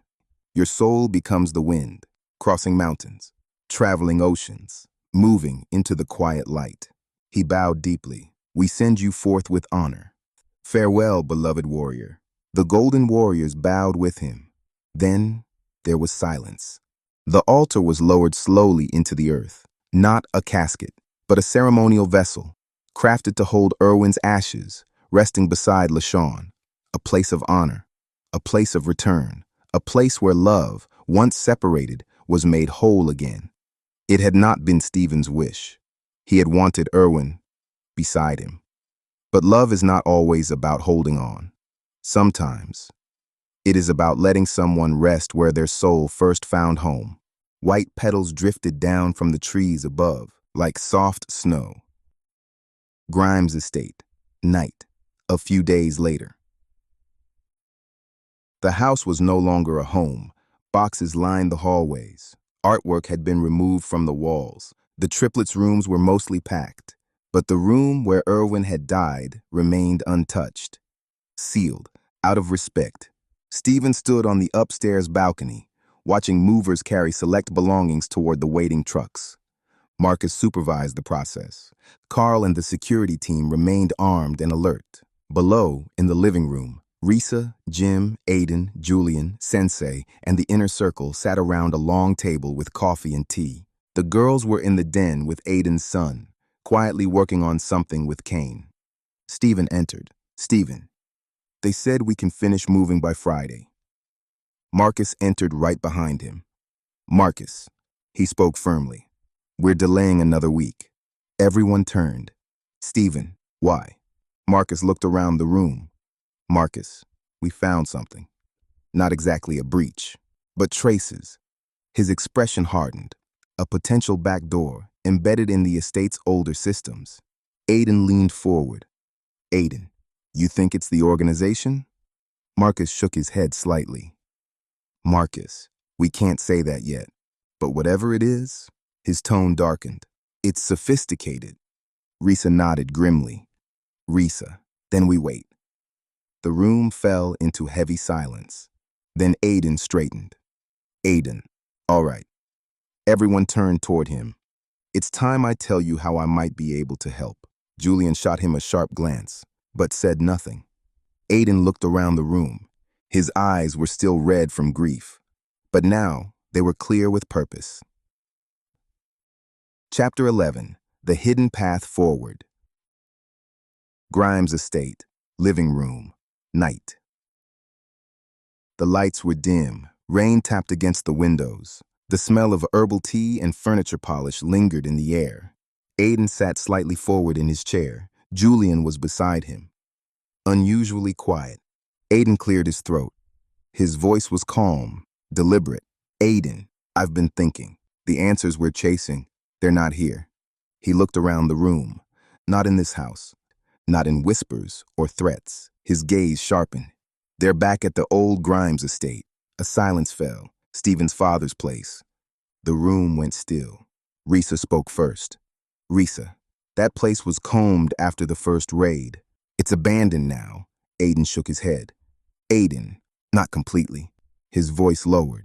That house was built with secrets, hidden passages, chambers inside walls. He looked directly at Stephen, places even the feds never found. A quiet murmur moved through the room. Aiden kept his eyes on Stephen. You and I both know there were areas in that estate even your uncle never talked about. But I do. At that moment, Mia and Elijah stepped into the room. Travel-worn jackets, serious faces. Mia spoke first. Mia, he's right. Everyone turned. We've been tracking subtle digital activity. Surveillance pings. Ghosted cameras. She crossed her arms. Faint but unmistakable. Someone is still using that estate. Elijah spoke softly. Haunted. Elijah, I was conditioned there. The room stiffened. Not in the visible rooms. His expression darkened, somewhere deeper. I don't know the full layout. He looked away. But I feel that place. It still breathes. Aiden nodded. Aiden, the digital codes are gone. He glanced toward the floor. But when I was a kid, during my time with Jack, his voice hardened. I had a failsafe installed. A mechanical one. Analog. He looked up. It should still be there. Hidden under the West Wing stairs. Julian stood immediately. He crossed the room and faced Aiden. Julian. No. His voice sharpened. Absolutely not. Aiden. Julian. Julian. You are not going back into that place. His voice trembled now. Not after what they did to you. Aiden didn't look away. Aiden, I know what they did. I live with it. His jaw tightened. But I also know we won't find peace until we know the truth. That place holds answers. Julian's voice shook. Julian, then I'm going with you. Aiden, no. He reached up and placed a trembling hand against Julian's cheek. If something happens to me, our son will still need you. His eyes softened. I need to do this. We need to do this. But only one of us goes. Julian's tears fell freely now. Julian, this isn't fair. Aiden, neither was any of it. They embraced, tight, unshakable. Then Stephen stepped forward. His voice was steady now. The shattered man was still there, but buried beneath purpose. Stephen, I have your back, cousin. He looked around the room. We prepare for tomorrow. We go back to the estate. His expression hardened. And this time, we do not leave with half-truths. Into the heat. The gates of the abandoned Grimes estate groaned open. Rust screamed from the metal like a warning. The mansion loomed in silence. Its windows dark, empty, like blind eyes that had once watched everything. Inside the armored SUV, Marcus checked the perimeter on the onboard feed. Marcus, perimeter's clear. We have 5 minutes. His voice sharpened. Move. Stephen, Aiden, Mia, Elijah, Risa, and 3 of Sensei's golden warriors moved toward the back of the mansion. Aiden's wheelchair hummed quietly over cracked marble. His jaw set tight with silent determination. Aiden pointed ahead. Aiden, it's up there, behind the fresco. He narrowed his eyes. My failsafe should still be intact. Elijah approached the old fresco carefully. His fingertips traced the frame. Elijah, they conditioned me here. His voice drifted. I know this place, but it's foggy. He swallowed. Like they rewired my memory. Risa answered grimly. Risa, they probably did. The organization doesn't leave loose ends or evidence. Aiden removed a small silver pendant and pressed it into a hidden slot in the molding. A soft click echoed. Then the wall slid open. A narrow corridor descended into darkness. Only flickering emergency lights remained. Somehow still working. Aiden, the codes are gone. He looked into the corridor, but the pendant was keyed to me when I was a teenager. A faint, bitter smile touched his mouth. Back then, I was paranoid enough to hide something no one else could use. Stephen muttered under his breath. Stephen, paranoia, or brilliance. The group moved in. Golden warriors first. The deeper they descended, the colder it became. Pipes groaned overhead. Dust swirled through flashlight beams. The corridor opened into a bunker. Old filing cabinets lined the walls. Dead terminals. Broken glass observation rooms. Risa stepped forward carefully. Risa, these were their archives. Or they were. But the drawers were empty. The hard drives had been wiped. Security logs were burned clean. Then, the door behind them slammed shut.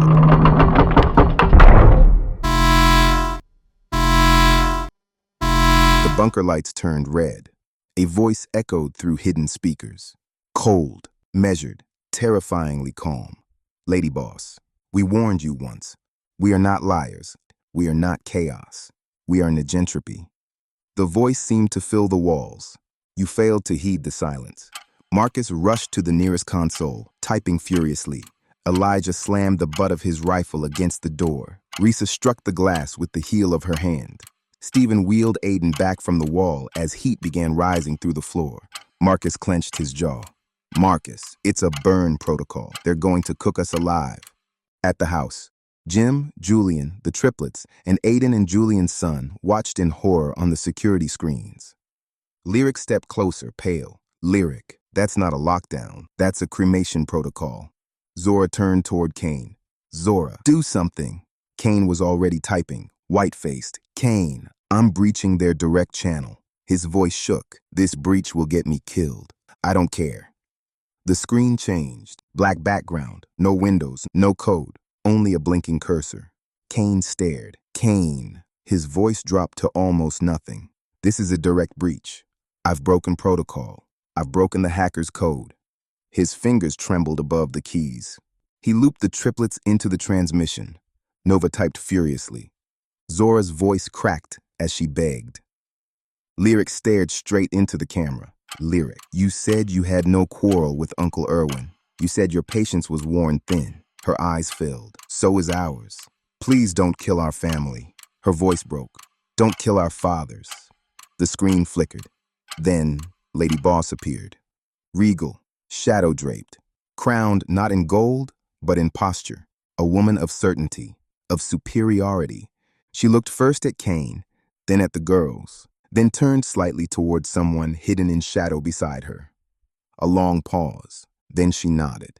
Lady Boss. Well played. Her voice was silk over steel. Let it never be said that negentropy lacks compassion. You have saved your comrades. Escape. The bunker lights turned blue.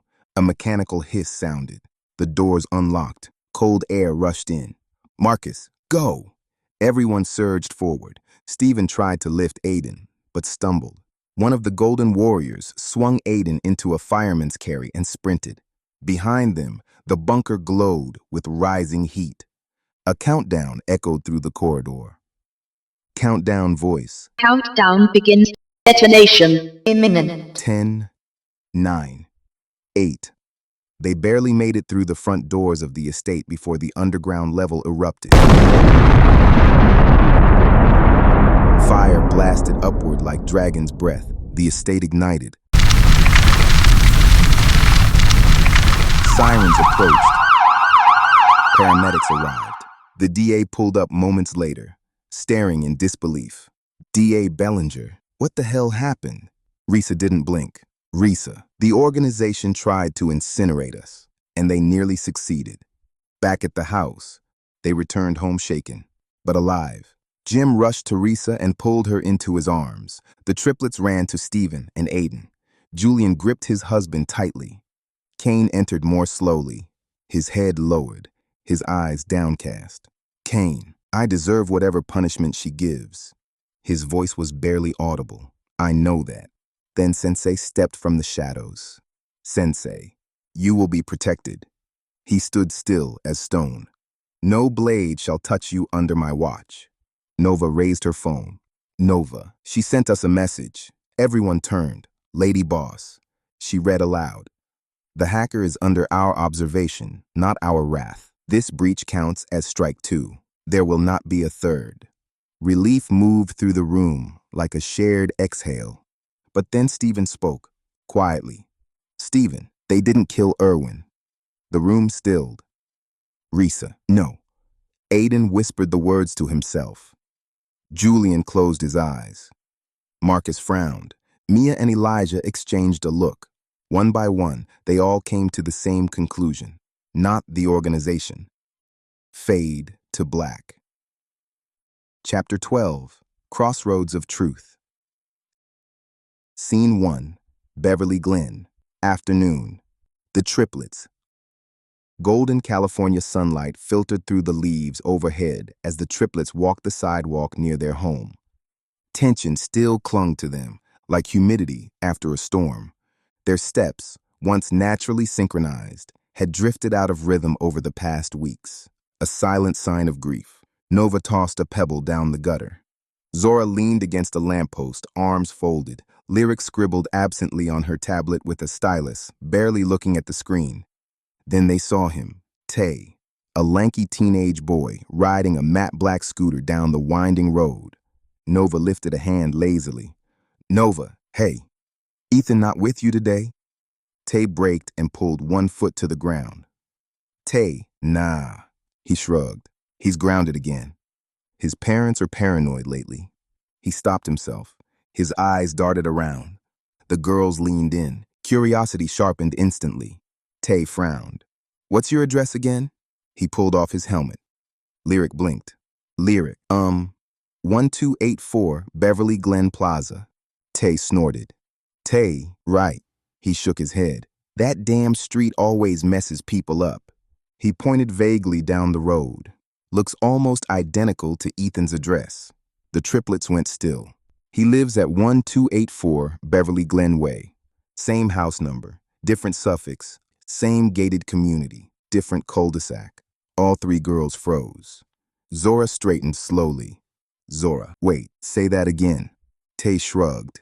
Tay, I used to confuse them all the time. He laughed awkwardly. My older brother accidentally Ubered to your place once when he meant to go to his. He pointed between them. Your houses are like mirror twins, Nova whispered first. Nova, oh my God.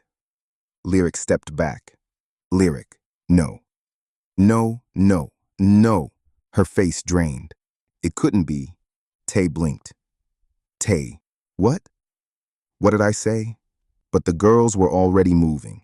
Zora kissed him on the cheek in a burst of panic and gratitude. Nova squeezed his arm. Lyric shoved her tablet into her bag. Lyric, you just cracked something wide open. They were already on their wristcoms, voices overlapping. Nova, Dad, you need to hear this. Now. Zora. Risa, patch me through to Jim and Marcus. Lyric, patch Kane in, right now. Tay stood there, dumbfounded, his scooter forgotten. As the girls sprinted away, the breeze seemed to carry a single word, mistake. Scene 2. Safe house bunker. Simultaneous. Kane and Jet. Kane sat hunched over 3 black screens in his secure station. Wireframe glasses caught the glow of the code reflecting down the monitors. Lines of data cascaded like a waterfall of secrets. Jet stood beside him. The informant's tattoos told their own quiet war stories. He lit a cigarette and exhaled toward the vent. Kane muttered under his breath. Kane, come on. Come on. He had breached another government firewall. A buried file, level 9 clearance, misfiled. Or maybe deliberately mislabeled. That was what caught his attention.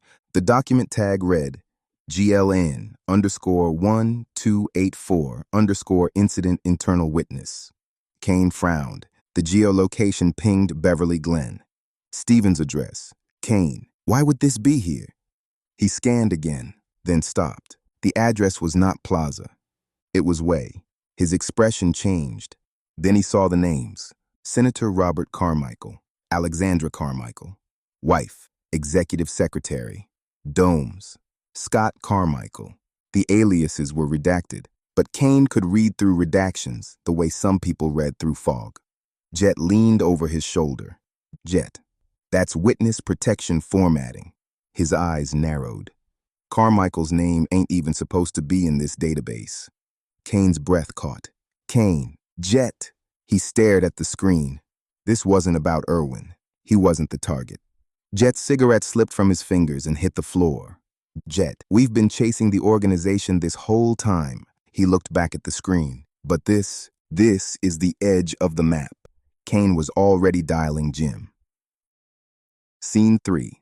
FBI Field Office, Los Angeles, day. Agent dialogue. Dim blue fluorescent light flickered overhead, casting sterile shadows across the bullpen. 2 agents stood over a digital monitor. Agent Felton, mid-30s, focused but skeptical. And Agent Ruiz, late 40s, seasoned, sharp. Felton grumbled as he scrolled. Felton, every trace leads back to the organization. He pointed at the monitor. Encrypted transactions, tactical dead drops, even the audio frequency from the Grimes bunker fire. He shook his head. I don't care what their lady says. They've got blood on their hands. Ruiz folded his arms. Ruiz, except they're denying this harder than anything else. He looked down at the screen, and nobody's taking credit. That's not their style. Across the room, Agent Broderick Carrington walked past. 52. Cool under pressure, crisp suit. Badge reading. Department of Justice. Witness Protection Liaison. He paused mid-step. Something on the screen caught his eye. He read aloud. Carrington, victim. Lancaster, Irwin. Cause of death. Single point 4, 5 hollow point. Gray carbon jacket. Fractured exit. His expression changed. Carrington, hold up. Felton and Ruiz exchanged a look. Felton, excuse me? Carrington set down his coffee and stepped closer. His eyes moved across the file, then locked onto the address. Location of incident, 1284 Beverly Glen Plaza. His body stiffened. Carrington, that's not right. Ruiz watched him carefully. Ruiz, you recognize that address? Carrington didn't answer immediately. He scrolled back, then zoomed in on the bullet shell image. Carrington, that's a gray carbon jacket hollow point. His voice lowered. Proprietary. It was never supposed to make it stateside. Felton frowned. Felton, wait. The same round linked to those pharma black site rumors? Biological vectors? Carrington nodded once. Carrington, a rogue faction? Embedded in a CDC-affiliated black project cell called Phaedra. He tapped the file. That round was used in untraceable disappearances, mostly foreign operations. Ruiz leaned closer. Ruiz, what does that have to do with this case? Carrington kept reading. Carrington, one whistleblower cracked their comms code. A woman. He scrolled again. An executive secretary with high clearance access to encrypted back-end logs. His jaw tightened. Carrington, she vanished 3 years ago. Then, he double-clicked the address line. His face went cold. This isn't Beverly Glen Way. Felton and Ruiz frowned. Ruiz spoke first. Ruiz, what? Carrington looked up slowly. Carrington, this is Beverly Glen Plaza. Different section of the same community. He pointed to the screen. One word off, almost 200 yards apart. Then Ruiz understood first. Ruiz, you're saying... Carrington answered grimly. Carrington, this wasn't a targeted kill. It was a mistake. He snatched up his phone and dialed a secure line. His composure held, but panic flashed beneath it. This is Carrington. He turned away slightly.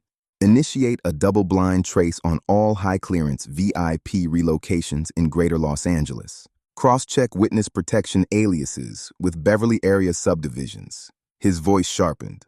Look for an executive secretary and a minor. I want eyes on a protected senator's family now. His face hardened. I think we just cracked a catastrophic misfire. As agents scrambled into motion, the camera would have pushed in on the screen. Next to Irwin's name, the address metadata flickered. 2 overlays, ghosting across one another. 1284, Beverly Glen Plaza. 1284, Beverly Glen Way. One fatal mistake. The screen cut to black. 2 cul-de-sacs over. The real target. Rapid split-screen revelation. The triplets huddled in a conference room. Nova stared at the map in disbelief. Nova, he died because someone got a street name wrong. Kane overlaid 2 maps side by side. Kane, 2 addresses. Same number. Same neighborhood. He looked up. Wrong target. Jet's voice came in low. Jet, it was an execution. For the wrong man. At WITSEC headquarters, lockdown sirens began to sound. Jim shouted through the comms. Jim, everybody stop the investigation. The organization didn't do this. The key she shouldn't have turned. Flashback.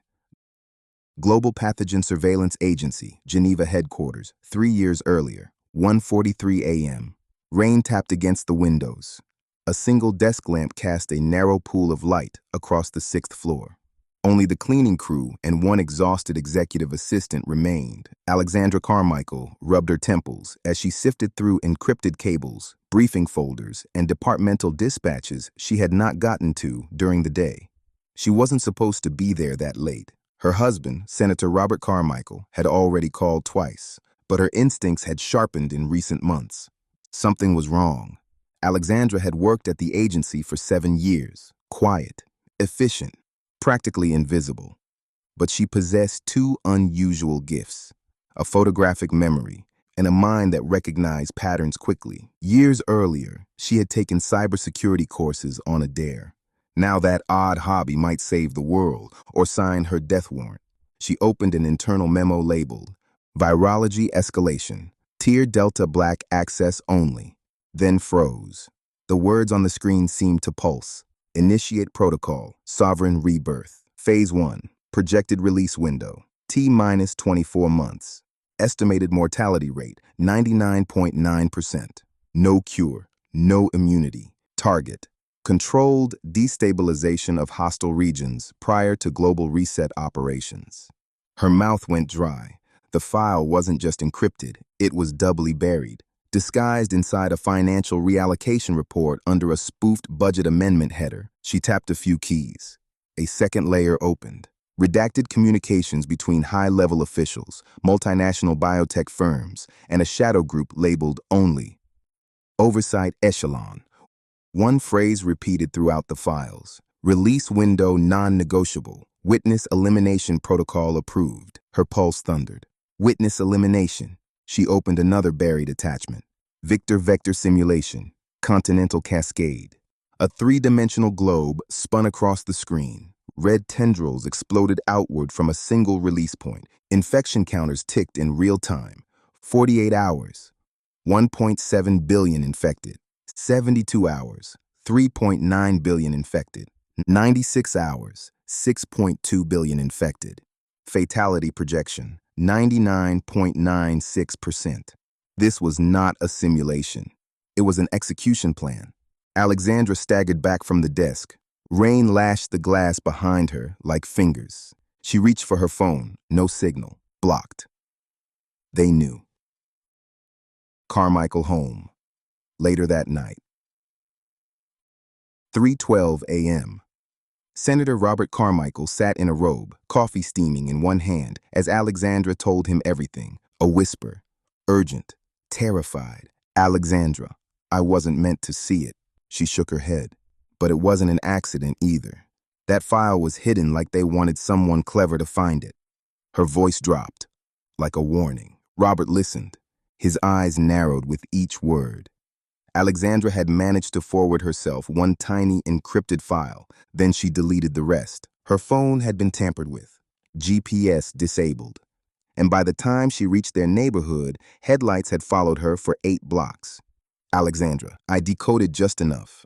The virus, the timeline, the plan to release it and blame rogue nations. Her hands trembled. Trigger a global reset, new leadership, new alliances, wipe out the unstable, keep the loyal. Her face drained. And the people behind it? They're embedded everywhere. She looked at him, even here, especially here. Robert did not hesitate. Within 36 hours, one of his closest aides was killed in a car explosion. Alexandra's sister, a tech analyst in Brussels, was found dead in a staged home invasion. They were being hunted. Robert used every favor he had left. Official channels were compromised. Too many moles. So he reached into a shadow tier of witness protection designed for political VIPs who knew too much. They were given fabricated identities, relocated quietly. The address assigned to them, 1284 Beverly Glen Way. 2 cul-de-sacs away from Stephen and Irwin. The irony was brutal. The address was almost identical. Shadows under sunshine. Flashback, 3 years earlier. The white moving truck rolled away from the cul-de-sac. Its low rumble faded into the sterile quiet of the gated community. Behind tinted windows, the Carmichael family watched their old life disappear into sealed files and rearview mirrors. Now they were someone else. Senator Robert Carmichael became Daniel Cross, a retired international consultant with back pain and a need for privacy. His wife, Alexandra Carmichael, became Paige Cross, no longer a trusted executive secretary for a global health council. Now just a homemaker with migraines and a carefully forged resume claiming she once ran a boutique in Virginia. Their son Scott became Ethan Cross, a quiet, observant teenager who learned very quickly not to speak unless spoken to. They moved into a newly built home in a tightly controlled Los Angeles enclave. The streets were lined with immaculate hedges, birdhouse cameras, neighbors who waved but never lingered. Inside the house, silence was the loudest thing. Interior. Kitchen. First morning. Daniel stood by the window, arms crossed, watching the neighborhood through plantation shutters. A golden retriever trotted by with a jogger. Across the street, a gardener trimmed a hedge. Daniel muttered under his breath, "Daniel, too clean." Paige poured coffee into a plain ceramic mug. No monogram, no seal, no trace of their old lives. "Paige, you should eat something." Daniel never turned. "Daniel, I'm not hungry." "Paige, you haven't eaten since Nevada." Daniel's gaze shifted toward Ethan. The boy sat at the kitchen island with a bowl of dry cereal, staring at a closed laptop. "Daniel, you still want to go to school?" Ethan nodded without looking up. "Ethan, I can't stay locked up. I'll go insane." Daniel looked toward Paige. She blinked slowly, then gave a reluctant nod. "Paige, they said it would be fine. He'll have someone shadowing him." Daniel shook his head. "Daniel, we don't get second chances." His voice went flat. "If they find us..." "Paige, they won't." Her voice snapped sharper than intended, then trembled. "They won't." She steadied herself. "We followed every protocol. New IDs, new house, new names." She glanced toward the window. "Even the boy next door doesn't know who we are." Daniel muttered under his breath, "Daniel, not yet." Exterior. Beverly Glen Way. 1 week later. Ethan walked home alone, backpack slung over one shoulder. He hadn't made any friends. He hadn't tried. There were other wealthy kids there. Loud, entitled, clueless. He preferred quiet and shadow. But the triplets noticed him. Zora, Nova, Lyric. They saw him walking home and whispered among themselves, wondering why he never smiled, why he never waved. One day, Zora tried to say hello. Ethan nodded once, then kept walking. He was protecting them too. They just didn't know it. Interior. Cross living room, 2 months later. Daniel sat at the dining table, working through a burner laptop routed through layers of ghost networks. Each keystroke was careful, measured, painful, not because of the technology, because of the stakes. A secure message flashed on the screen. Watcher_7. The cell is active again. Phase 2 is not a bluff. Daniel's hand trembled. Paige walked in just in time to see the color leave his face. "Paige, what now?" He turned the laptop toward her. She read the message, then sat down slowly. "Paige, oh God." Daniel's jaw tightened. "Daniel, they're still going through with it. We thought we bought time." His expression hardened.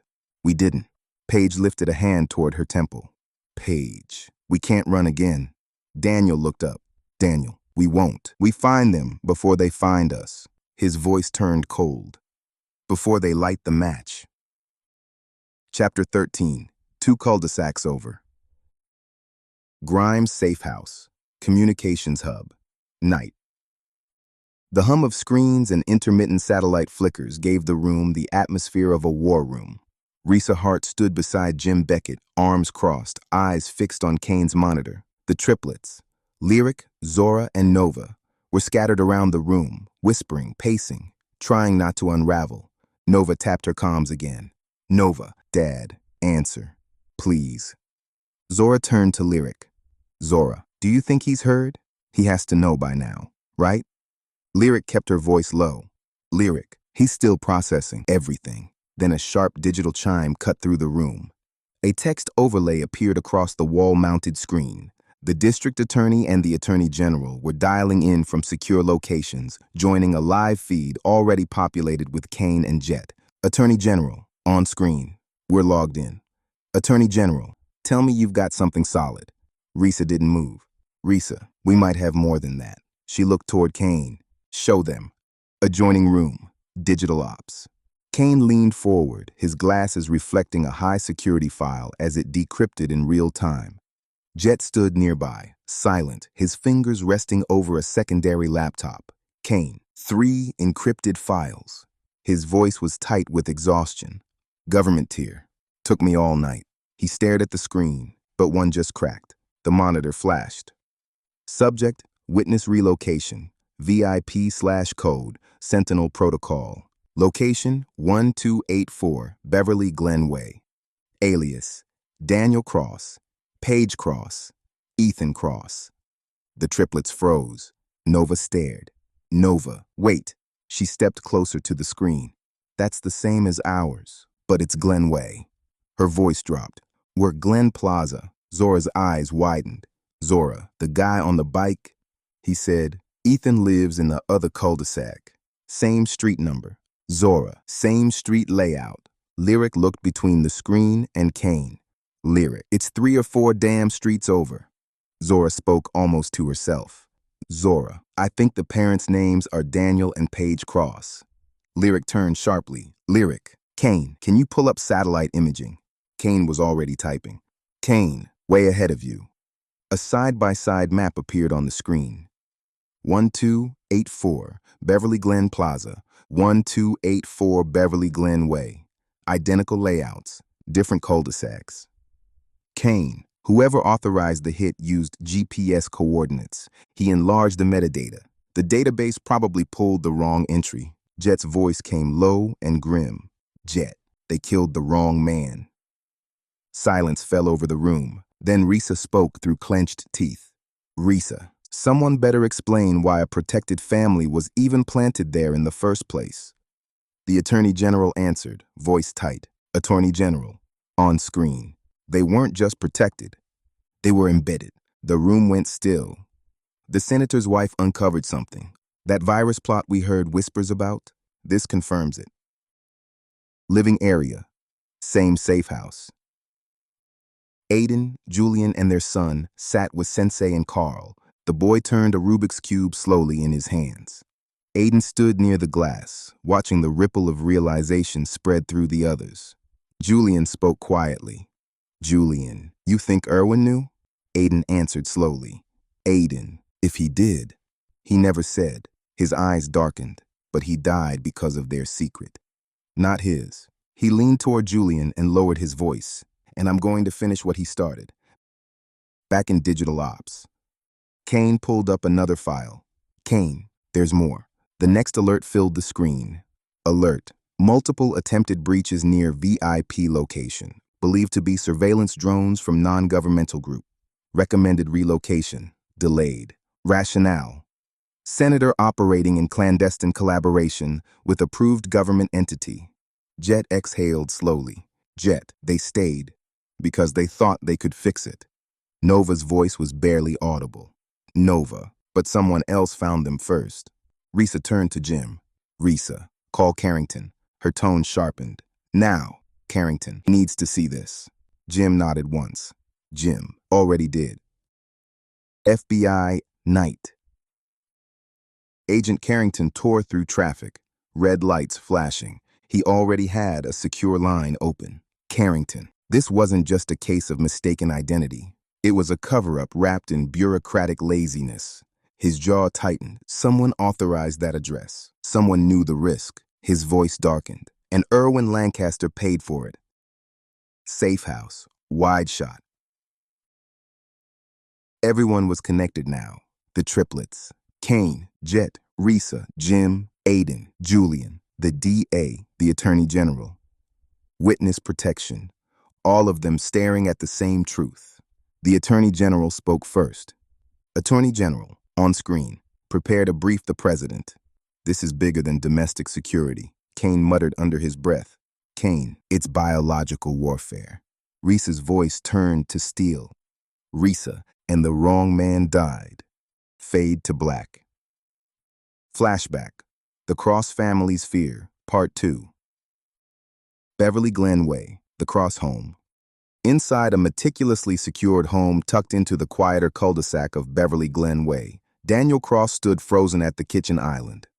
To the outside world, he was a retired financial analyst. To himself, he was still Senator Robert Carmichael. The television in the den played a muted news segment. He wasn't watching it. His phone buzzed again. Another secure line. Another alert. Encryption level, breach, Sentinel protocol, threat level, amber rising. He had not seen that message in 3 years. Paige Cross stepped into the hallway, clutching her robe around her. Her hazel eyes were wild but focused. Paige. Daniel? He didn't look at her.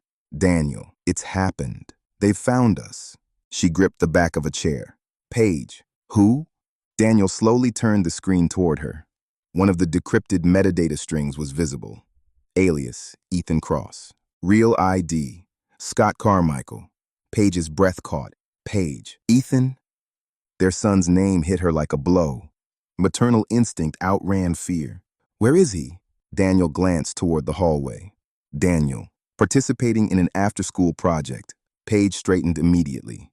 Paige, we have to get him now. Her voice sharpened. If that encryption leak traces back, Daniel, it will. He cut her off. That breach wasn't casual. Whoever did it knew what they were looking for. He didn't say the worst part aloud. He feared someone had confused their address with someone else's, and now someone innocent was dead. Then a voice drifted down from upstairs. Ethan, upstairs. Hey, Mom. The parents froze. Did you change the Wi-Fi password again? Paige nearly collapsed against the wall with relief. In their panic, they had forgotten he had missed school that day. Daniel stepped to the foot of the stairs. Daniel. Ethan, get dressed. We're going dark for a while. Ethan. Wait. What? I've got a bio test Monday. Daniel. It's not up for discussion. Ethan came halfway down the stairs in gym shorts and a t-shirt, confusion already fading into alarm. Ethan. Is it about the virus? His eyes moved between both parents. Did someone finally find out? Paige nodded faintly. Paige, not just someone. Some people. Her voice lowered. And they're closer than we thought. Daniel took his wife's hand and squeezed it hard. Daniel, we stay quiet. We stay ready. His face hardened. And if it comes to it, Paige finished for him. Paige, we run again. Across the neighborhood, sirens began to sound in the distance. Not the loud kind. The subtle whoop of unmarked vehicles sliding through streets trying not to be noticed. Ethan looked toward the window, then back at his parents.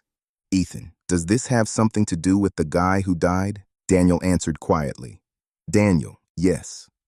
And I think, his voice cracked, I think he died because of us. Fade out. Grimes' safe house. Continuing. Silence cracked under the weight of realization. Stephen stood motionless, his eyes fixed on the digital display. 2 nearly identical addresses. One belonged to him, the other belonged to the family that was supposed to die. The room buzzed with hushed voices. Jim, Risa, Marcus, Aiden, Julian, the district attorney, the attorney general, all of them trying to process the same unbearable truth. Erwin Lancaster was dead because of an error. Stephen blinked once, then again. A low growl escaped his throat. Stephen, an error? His voice trembled with something dangerous. Grief sharpened into rage. My man is dead. Because of a goddamn error? Risa, Stephen. But it was too late. Stephen, my family is dead because of you. The room jolted. Stephen's chair toppled backward as he surged through the front door barefoot, sprinting into the street with violent purpose. Jim, shit! Marcus lunged to the window. Marcus, he's headed toward the Cross residence. In the adjacent room, the triplets looked up from their screens. Zora, Dad? Then they saw him, charging barefoot through the neighborhood like a man possessed. No car, no plan, only rage. Lyric, Marcus, her voice cracked. We've got to stop him. Marcus, I'll handle it. He turned sharply. Triplets, shortcut, go. They scattered immediately. The girls knew every alley, path, and cut-through between Beverly Glen Plaza and Beverly Glen Way. Risa screamed into her comms. Risa, DA, do you hear me? He's on his way to confront Daniel Cross. Her voice rose. If their security reads him as a threat, the Attorney General cut in. Attorney General, on comms, we're trying to stall their response. You've got 60 seconds, max.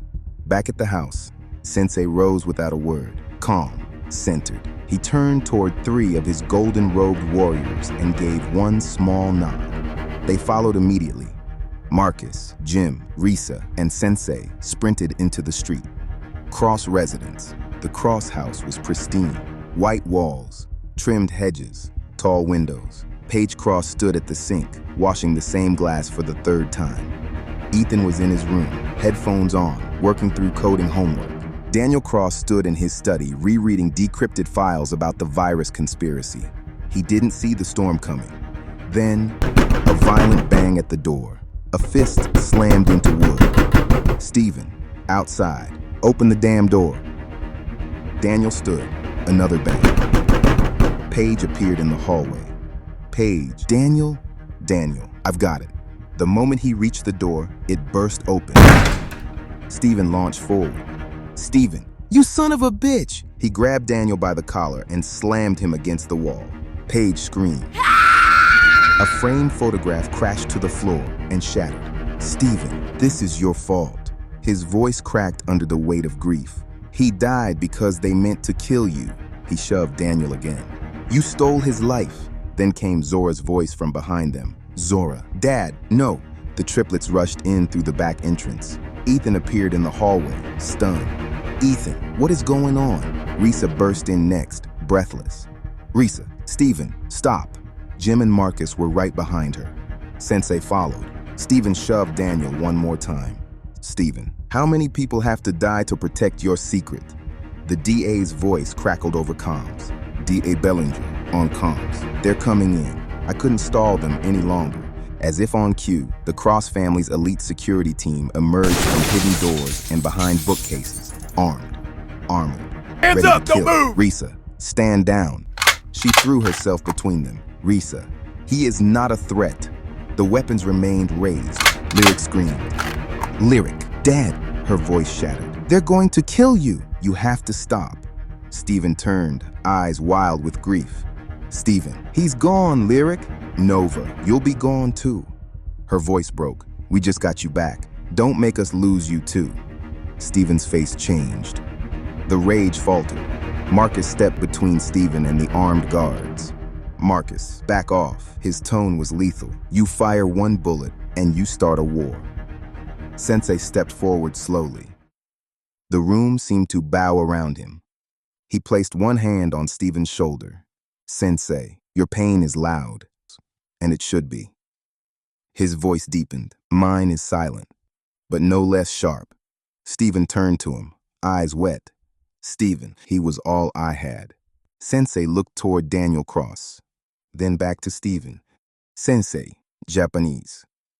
あなたの悲劇は私の生徒を奪いました。彼らの父親を、そして私の息子を。しかし、悲しみは罪悪感によって増すのではなく、歪められるだけです。あなたの苦しみを間違った人に委ねないでください。Sensei, English. Your tragedy has stolen my student, their father, Sensei, and my son. His gaze hardened. But grief is not fed by guilt. It is only distorted by it. His voice softened. Do not give your pain to the wrong man. Stephen's hands slowly dropped. Daniel straightened his collar, still breathing hard. Daniel, I'm sorry. I truly am. His jaw tightened. But we didn't ask for this either. Paige stepped forward, her arms trembling. Paige, you're not the only ones who have lost sleep or lives. Her voice shook. We've been hiding for years. She looked toward Ethan. He has never had a real birthday or a friend. The cross guards finally began to lower their weapons. Risa looked around the room. Risa, we need to talk. All of us. Together. Daniel nodded.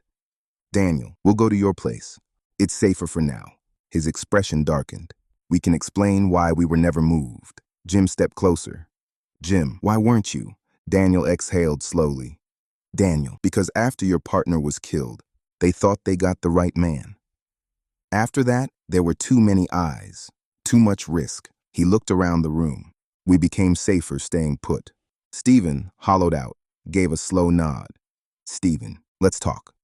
Before I lose what's left of me. They filed out together. Stephen and the Cross family side by side. The triplets held onto his arms. The world still felt fragile. But for the first time in days, there was truth. Chapter 14. The gathering storm. Stephen's estate, grand dining room, night. The grand dining room of Stephen's estate was no longer just a place for family dinners. It had become a tactical command center. Aidan sat at the head of the table, his wheelchair pulled close, a tablet resting across his lap. Julian stood beside him, one hand gently rubbing his shoulder, as if keeping him anchored. Their son curled up on a chaise in the corner, earbuds in, though it was obvious he was listening to every word. Across the table, Mia leaned toward a display monitor, her eyes sharp with worry. Elijah stood nearby, lean, quiet, tactical. His arms folded as he watched everything and said almost nothing. On the screens were live feeds and encrypted comms. Risa and Jim at the senator's home, the triplets reuniting with Stephen, Marcus coordinating external security, the DA and the Attorney General patched in from Washington through secure lines. Static buzzed. Then the DA's voice came through. DA Bellinger. On screen. We've confirmed it. The mistaken hit, Irwin's death, was never meant for him. Silence tightened across the room. It was meant for Senator Carmichael. The organization didn't do it. But whoever did, they're still out there. A heavy silence followed. Julian clenched his fists. Julian. So he died for nothing. Aidan answered calmly, though his voice carried weight. Aidan, no. He died exposing something bigger. The Attorney General's voice joined in. Attorney General, on screen. That bigger threat, the virus, is still active, and they are running out of patience. He glanced down at a file. The files recovered by your hacker confirmed the delivery protocol was only delayed. Attorney General, on screen. Not abandoned. Mia touched the screen and pushed a map overlay into view. Mia, they wanted to vanish after what they thought was a successful hit. She looked around the room. But now, the world is watching, so they'll want chaos again. Her finger traced the map, to distract, to erase trails, to disappear in the smoke. Elijah stepped forward. His voice was low and haunted. Elijah, they'll release the virus the moment they feel boxed in. Their failsafe is destruction. His expression hardened. They'll burn everything before they let themselves be exposed.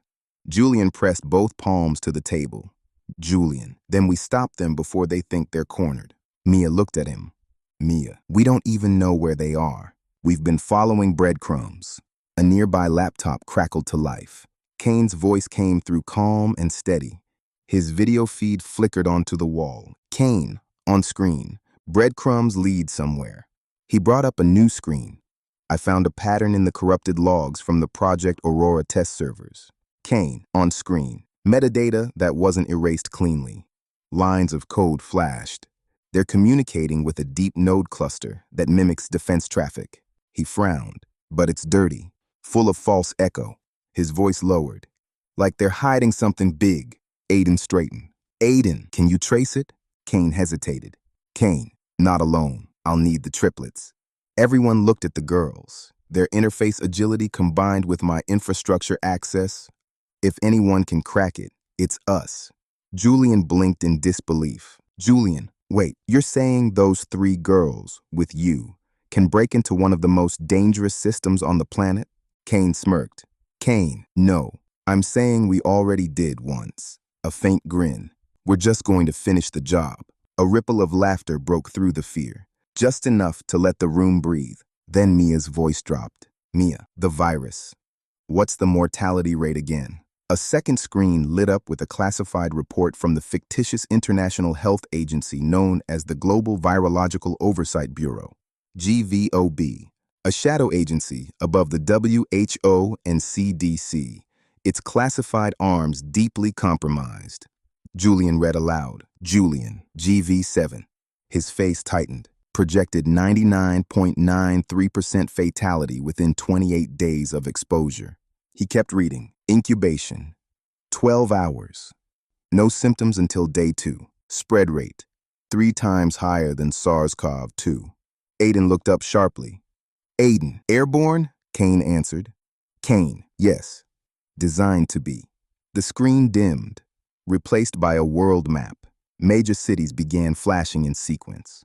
Los Angeles, New York, London, Lagos, Mumbai, São Paulo, Seoul. Danielle Cross spoke flatly. Danielle, this isn't terrorism. Daniel, this is attempted extinction. Mia turned toward Julian. Her voice was barely above a whisper. Mia, do we even have a way to fight back? Julian looked at Aiden. A beat passed. Then he answered, Julian, we may not, but we know someone who does. All eyes shifted toward the monitor as Kane initiated a secured connection to the organization's interface. A new voice came through. Calm, feminine, carrying power under every syllable. Lady Boss, on screen, I warned you all. But you were too busy blaming ghosts. Her voice sharpened. This is what we have been protecting you from. Risa cut in over a separate line. Risa, on comms, then help us. A long silence followed. Unreadable. Then Lady Boss answered. Lady Boss, on screen. You'll get one shot. Project Aurora Null will be modified. Her expression hardened. But if it fails, there will not be a second chance. Aiden leaned forward. Aiden, what do you need from us? Lady Boss did not blink. Lady Boss, trust. And time. The line went dead. Julian exhaled slowly. Julian, we have neither. Mia locked eyes with Aiden. Mia, then we'd better make both. Skyfire Protocol. The Cross family home, living room. The hum of overlapping voices filled the room, urgent, low, laced with disbelief. Daniel Cross, once Senator Robert Carmichael, stood over the dining table, his hands pressed flat against the polished wood. His wife, Paige, sat beside him, lips trembling. Their son, Ethan, stood near the hallway arch, eyes moving from one adult to the next, trying to understand the fear in their voices. On the screen, Jim, Risa, and Agent Cole from Witness Protection were in discussion with the DA and the Attorney General from a secure conference room. Agent Cole pointed at a map. Agent Cole, on screen. We have visual confirmation. Whoever orchestrated this targeted 3 locations. His jaw tightened. The timing is surgical. They want confusion. They need it. The DA spoke grimly. DA Bellinger, on screen. This isn't revenge. This is camouflage. His expression darkened. The explosions are a distraction. Buying time for something else. The Attorney General followed. Attorney General, on screen. They killed the wrong man, and now the world may pay for it. Daniel slammed his fist against the table. Daniel, my family was collateral.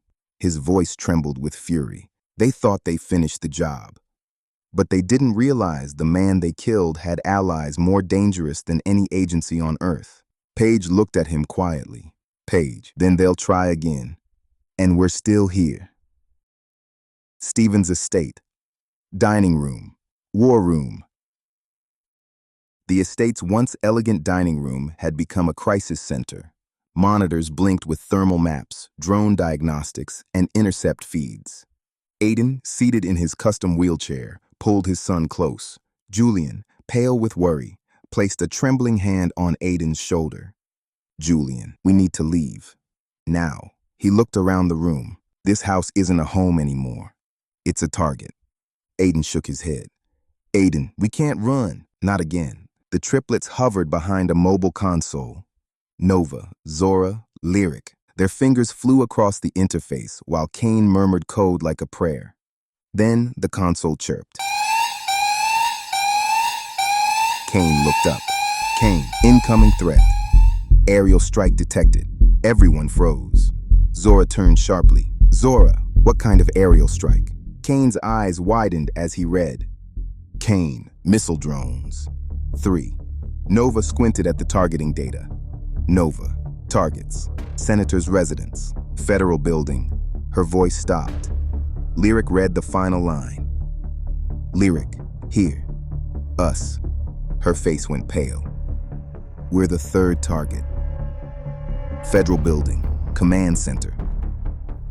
Phones rang. Screens flickered. The room exploded into motion. Jim snapped at the monitor. Jim, get your people out. That building is about to be vaporized. Risa turned toward the DA. Risa, how close are the drones? DA Bellinger, on screen. 60 seconds. Less. Agent Cole leaned toward the display. Agent Cole, on screen. We need to kill the signal. If we can hijack the connection. Kane cut in remotely. Kane, on screen. Already trying. His fingers flew over the keys. The firewalls are military grade. We need backdoor access. Stevens' estate, seconds later. The house erupted into motion. Security teams scrambled. Carl shouted coordinates. Marcus barked orders. The triplets spoke in perfect unison. Triplets, Kane, patch us through. We're going in. Code filled the screens. Numbers, symbols, redirect loops. Lyric leaned closer. Lyric, the firewalls rerouting. It's like they're running interference. Kane spoke rapidly. Kane, they're using a dynamic relay. Switching encryption keys every 5 seconds. Nova's eyes narrowed. Nova, we can't brute force it. We need precision. Zora fired back immediately. Zora, adaptive mirroring. Feeded a dummy command set, then piggybacked the override. Kane shook his head. Kane, we don't have enough computing power. Marcus shouted from across the room. Marcus, how long do we have? Kane, 30 seconds. Cross-residence, monitors. The senator's house echoed with shouting as the screen showed the infrared outlines of the drones. Ethan pointed. Ethan, they're so close, Paige whispered. Paige, God help us. Then the triplets' voices came over the speaker. Triplets, over speaker. We have one under control. Kane followed immediately. Kane, over speaker. Second one redirected. 2 are offline. Nova strained over the console. Nova, the third one is locked. It's not responding. Lyric's voice rose. Lyric, we don't have the voltage. We're burning out the system.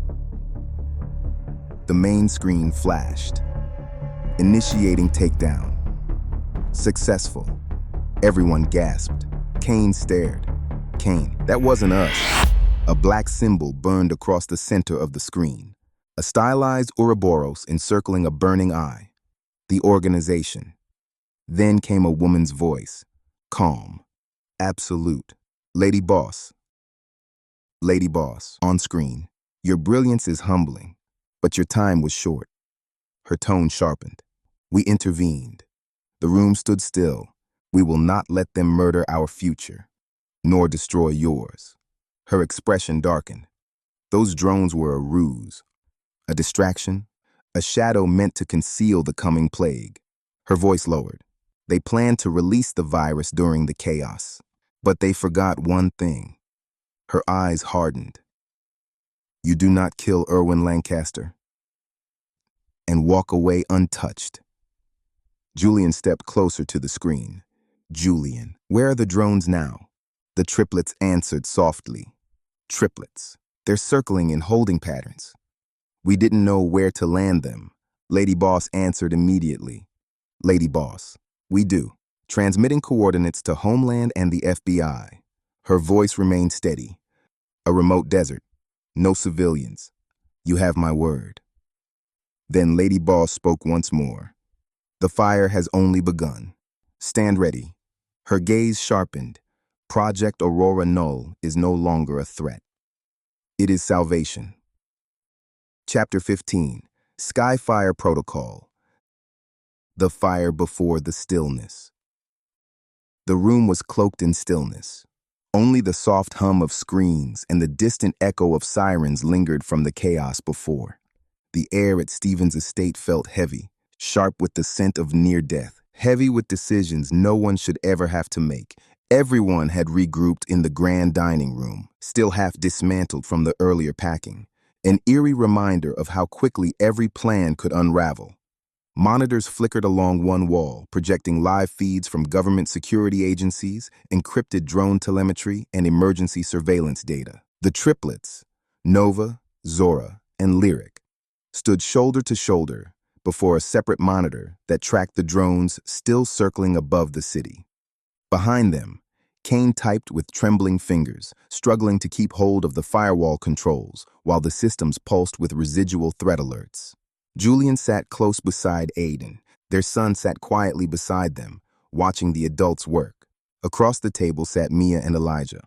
Both solemn, both silent. An FBI agent and the witness protection liaison joined by secure transmission along with the DA and the Attorney General from the federal building.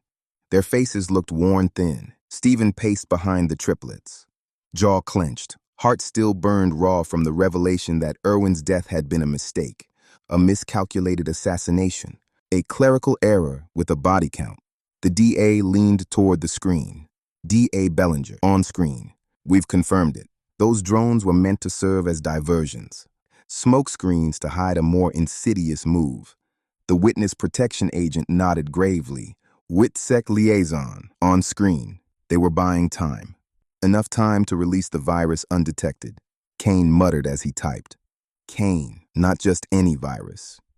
A global killer organism. His eyes stayed on the screen, self-replicating, masked behind legitimate server activity. His voice darkened. It spreads death. It devastates populations. Nova turned toward him.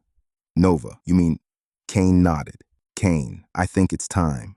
Then every screen in the room went black. A static pulse rang through the air. Then one by one, the monitors reignited, now bearing the glowing insignia of the organization. Lady Boss appeared. She stood against a backdrop of cascading data streams. Regal, composed, untouched by the surrounding chaos. Her voice, as always, was elegant and chilling. Lady Boss, on screen, your resilience is admirable. You stood at the edge of annihilation. Her gaze sharpened and refused to fall. So we intervened. Not out of mercy, out of necessity. The room remained silent. Project Aurora has been modified, streamlined. Her tone darkened. No longer a threat to global systems. It now targets only the signature code strands of the virus. Nova whispered. Nova, she's going to burn the virus from the inside out, Lady Boss continued. Lady Boss, on screen. The flare will incinerate the virus's core matrices, its communication relays, its adaptive learning modules, its replication chains. Her eyes did not waver. There will be no reboot, no shadow backup. It ends now. The screens flashed. Complex code strings folded inward, collapsing into themselves like dying stars. Sparks burst across the digital display. Then came flame. A wave of amber light pulsed across every screen. Aurora Knoll had ignited. Across black market servers, encrypted dead drops, and hidden networks, copies of the virus began to fail, one after another. Every remnant burned itself alive. Julian exhaled, his voice cracked. Julian, it's done. But Lady Boss remained on screen. The image shifted, now showing a stark metallic chamber, an underground facility, cold, fluorescent. 2 rows of restrained figures stood in silence. Powerful people, former cabinet members, global intelligence operatives, CEOs of biomedical companies, and one face uncomfortably familiar from a recent UN summit. Lady Boss spoke. Lady Boss, on screen. These are the architects of catastrophe. They engineered suffering with the same hands that signed checks and orders. Her voice sharpened. They erased the line between politics, medicine, and murder. And they believed they were untouchable. Risa narrowed her eyes. Risa, until now. Lady Boss lifted her hand. A silent figure behind her pressed a button. On screen, the sealed bunker hissed. Hidden vents released the very virus the conspirators had intended to unleash on the world. The guilty began to scream. Their silhouettes twisted and collapsed, one by one, until the chamber fell silent. Then the flare came, a final ignition inside the bunker.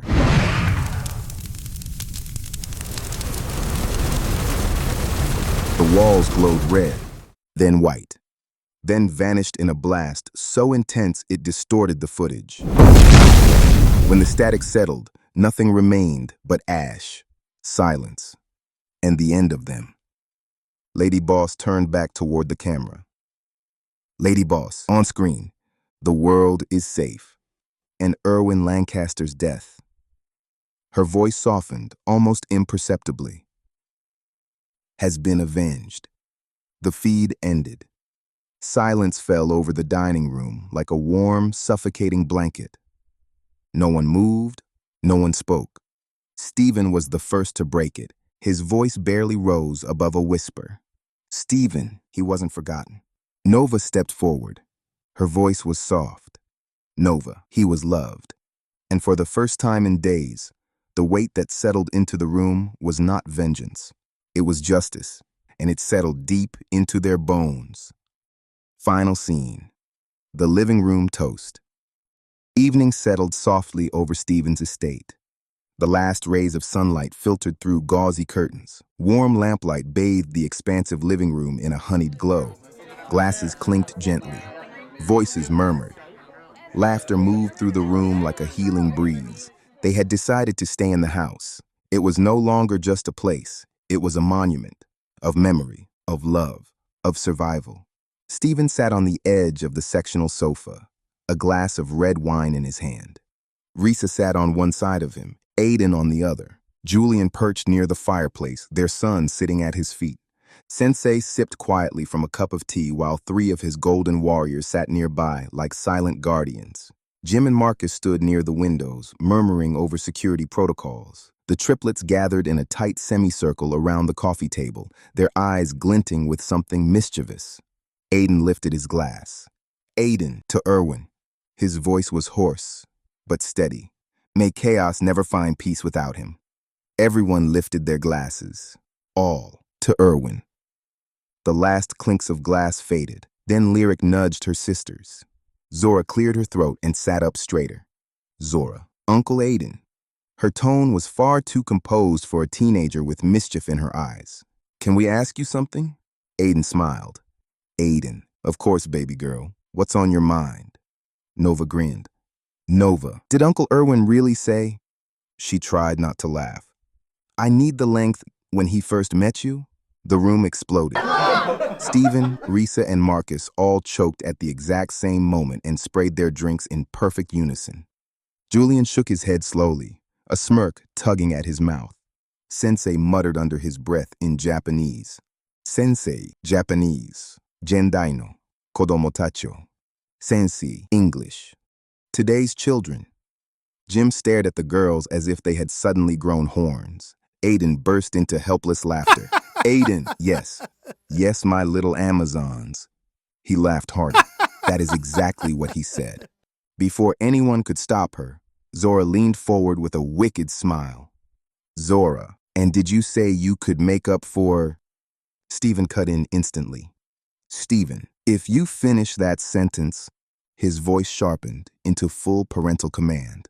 You're all grounded for 3 years. Marcus raised a brow. Marcus, 8. Jim added, deadpan. Jim, 10.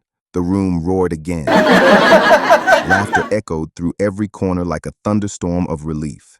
As everyone slowly caught their breath, Lyric leaned back with a falsely innocent expression. Lyric, he talked about this on his podcast, you know. Everybody's heard it. She looked around the room. He even compared Dad and Uncle Aiden. From across the room, Aiden's horrified voice rang out. Aiden, he did what?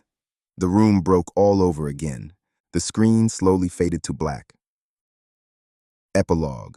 Montage. Narrator. In the weeks that followed, life somehow moved forward. The government quietly sealed the virus operation under national security statutes. Officially, nothing had happened. But those who knew would never forget. Senator Daniel Cross and his family returned to public life, choosing to remain in Los Angeles. The senator took on a quieter role, but his resolve never weakened. Mia and Elijah found peace in purpose, launching a foundation in their sister's name to support whistleblowers and victims of corporate corruption. Sensei, ever composed, used funds from Erwin's inheritance to open a new dojo in East Los Angeles, a place devoted to underprivileged youth, not just for martial arts, but for discipline of the mind. The triplets returned to school with the fire of justice still glowing inside them. Their bond remained unbreakable, their purpose sharpened. Final shot. Somewhere deep within an undisclosed location, a chamber flickered to life beneath a single light. Lady Boss stood before a curved wall of darkened screens. Her posture was regal, her voice calm. Lady Boss, the virus has been purged. The architects of destruction, consumed by their own creation. She turned slightly. A shadowed figure stood beside her, his face hidden in darkness. She looked at him. Lady Boss, Erwin's death has been avenged.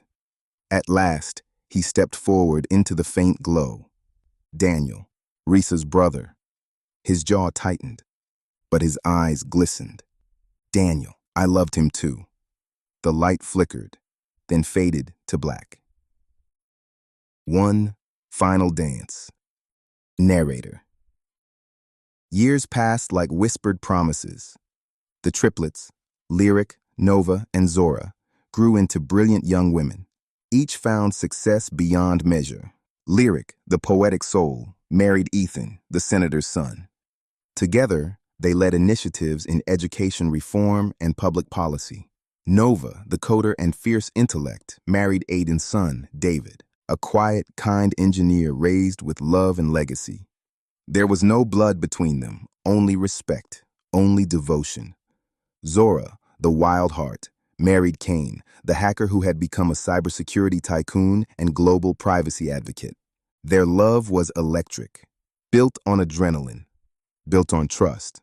The three weddings were held in the same garden Erwin once loved, each one a fusion of laughter, legacy, and light. Marcus married a kind-hearted professor. Together they raised 2 children and traveled the world. Carl, once so stoic, found love in an unexpected place, with Elijah. Their relationship bloomed slowly, like a secret kept safe until spring. Risa and Jim, ever the warriors, stepped away from the front lines and into peace. They consulted, they mentored. They built a quieter life in a coastal town where mornings began with tea and long walks instead of sirens. Years later, Mia and Stephen married. The wedding was quiet, intimate, deeply emotional. At the altar, Stephen whispered to her, "Stephen, I never thought I could love again." Mia pressed her forehead to his. "Mia, you're not replacing him. You're remembering him." Her voice softened. "Through me." Scene. The deck, years later. Warm golden light filled the late afternoon. An older Stephen and Mia sat on a wide wooden deck, wrapped in light sweaters, watching their grandchildren play in the yard. Mia turned and studied him quietly. "Mia, are you happy?" Stephen smiled. His eyes glistened. "Stephen, more than I ever thought I could be. I have such love." She took his hand. "Mia, do you still miss him?" Stephen exhaled. The ache remained, but softened by time. "Stephen, every day, that will never change." Mia nodded gently. "Mia, I know, and it's okay." Her thumb moved over his hand. "Loving me doesn't mean you stopped loving him." They sat together in silence, fingers entwined. Then suddenly Stephen's smile faltered. He reached for his chest, his body trembled, and he collapsed. Scene, hospital. Goodbye. The hospital room was dim. Monitors beeped in rhythm with a fading heartbeat. The family gathered around him. Older now, hair grayed, eyes wiser. Marcus stood to Stephen's right, holding his hand tightly. Mia leaned close, tears streaking her face. "Mia, don't be afraid." Risa and Jim stood by the window. Carl stood nearby, holding Elijah's hand. The triplets stood at the foot of the bed. Their eyes were red, but strong. Stephen looked at each of them in turn. His voice was weak, but clear. "Stephen, you've all given me more than I ever dreamed." He looked at the girls.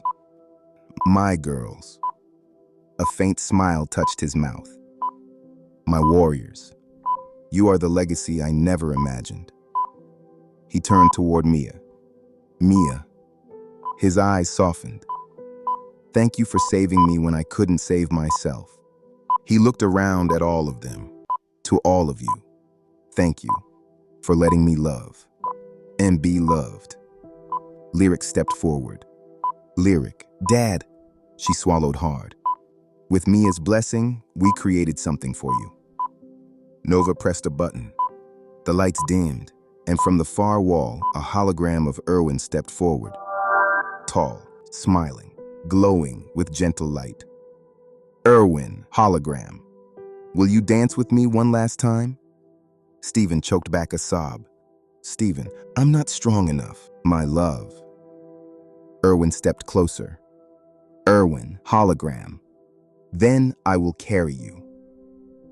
Suddenly, a younger hologram of Stephen appeared beside him. Together, they began to dance, slowly, tenderly, timelessly, to their favorite song, You Got It All by the Jets. No one in the room moved. No one breathed. As the song ended, Erwin's hologram kissed Stephen on the forehead. Stephen smiled, then his chest stilled. He was gone. Erwin's hologram turned and walked toward Mia. She wept openly in Elijah's arms. Erwin, hologram, thank you for taking care of him. Then he disappeared. 1 week later, Memorial Gardens. A white sheet was pulled away. Before them stood a monument of unity, a sculpture of Erwin, Stephen, Aiden, and LaShawn, the four of them cast in marble and bronze, standing shoulder to shoulder in a tranquil garden. Trees swayed softly behind them. The inscription read, Guardians of love, bearers of light, gone from this world, but not from our hearts, together in life, united in eternity. Julian stood beside David, who quietly wiped his eyes. Marcus read the inscription aloud, his voice cracking. Marcus, to the ones who saved us, to the ones who taught us how to love. The triplets placed roses at the base of the monument. Nova whispered, Nova, we'll keep building, Uncle Erwin, just like you wanted. From the trees, the wind rose, light, warm, familiar, almost like someone smiling. Fade to black. The end.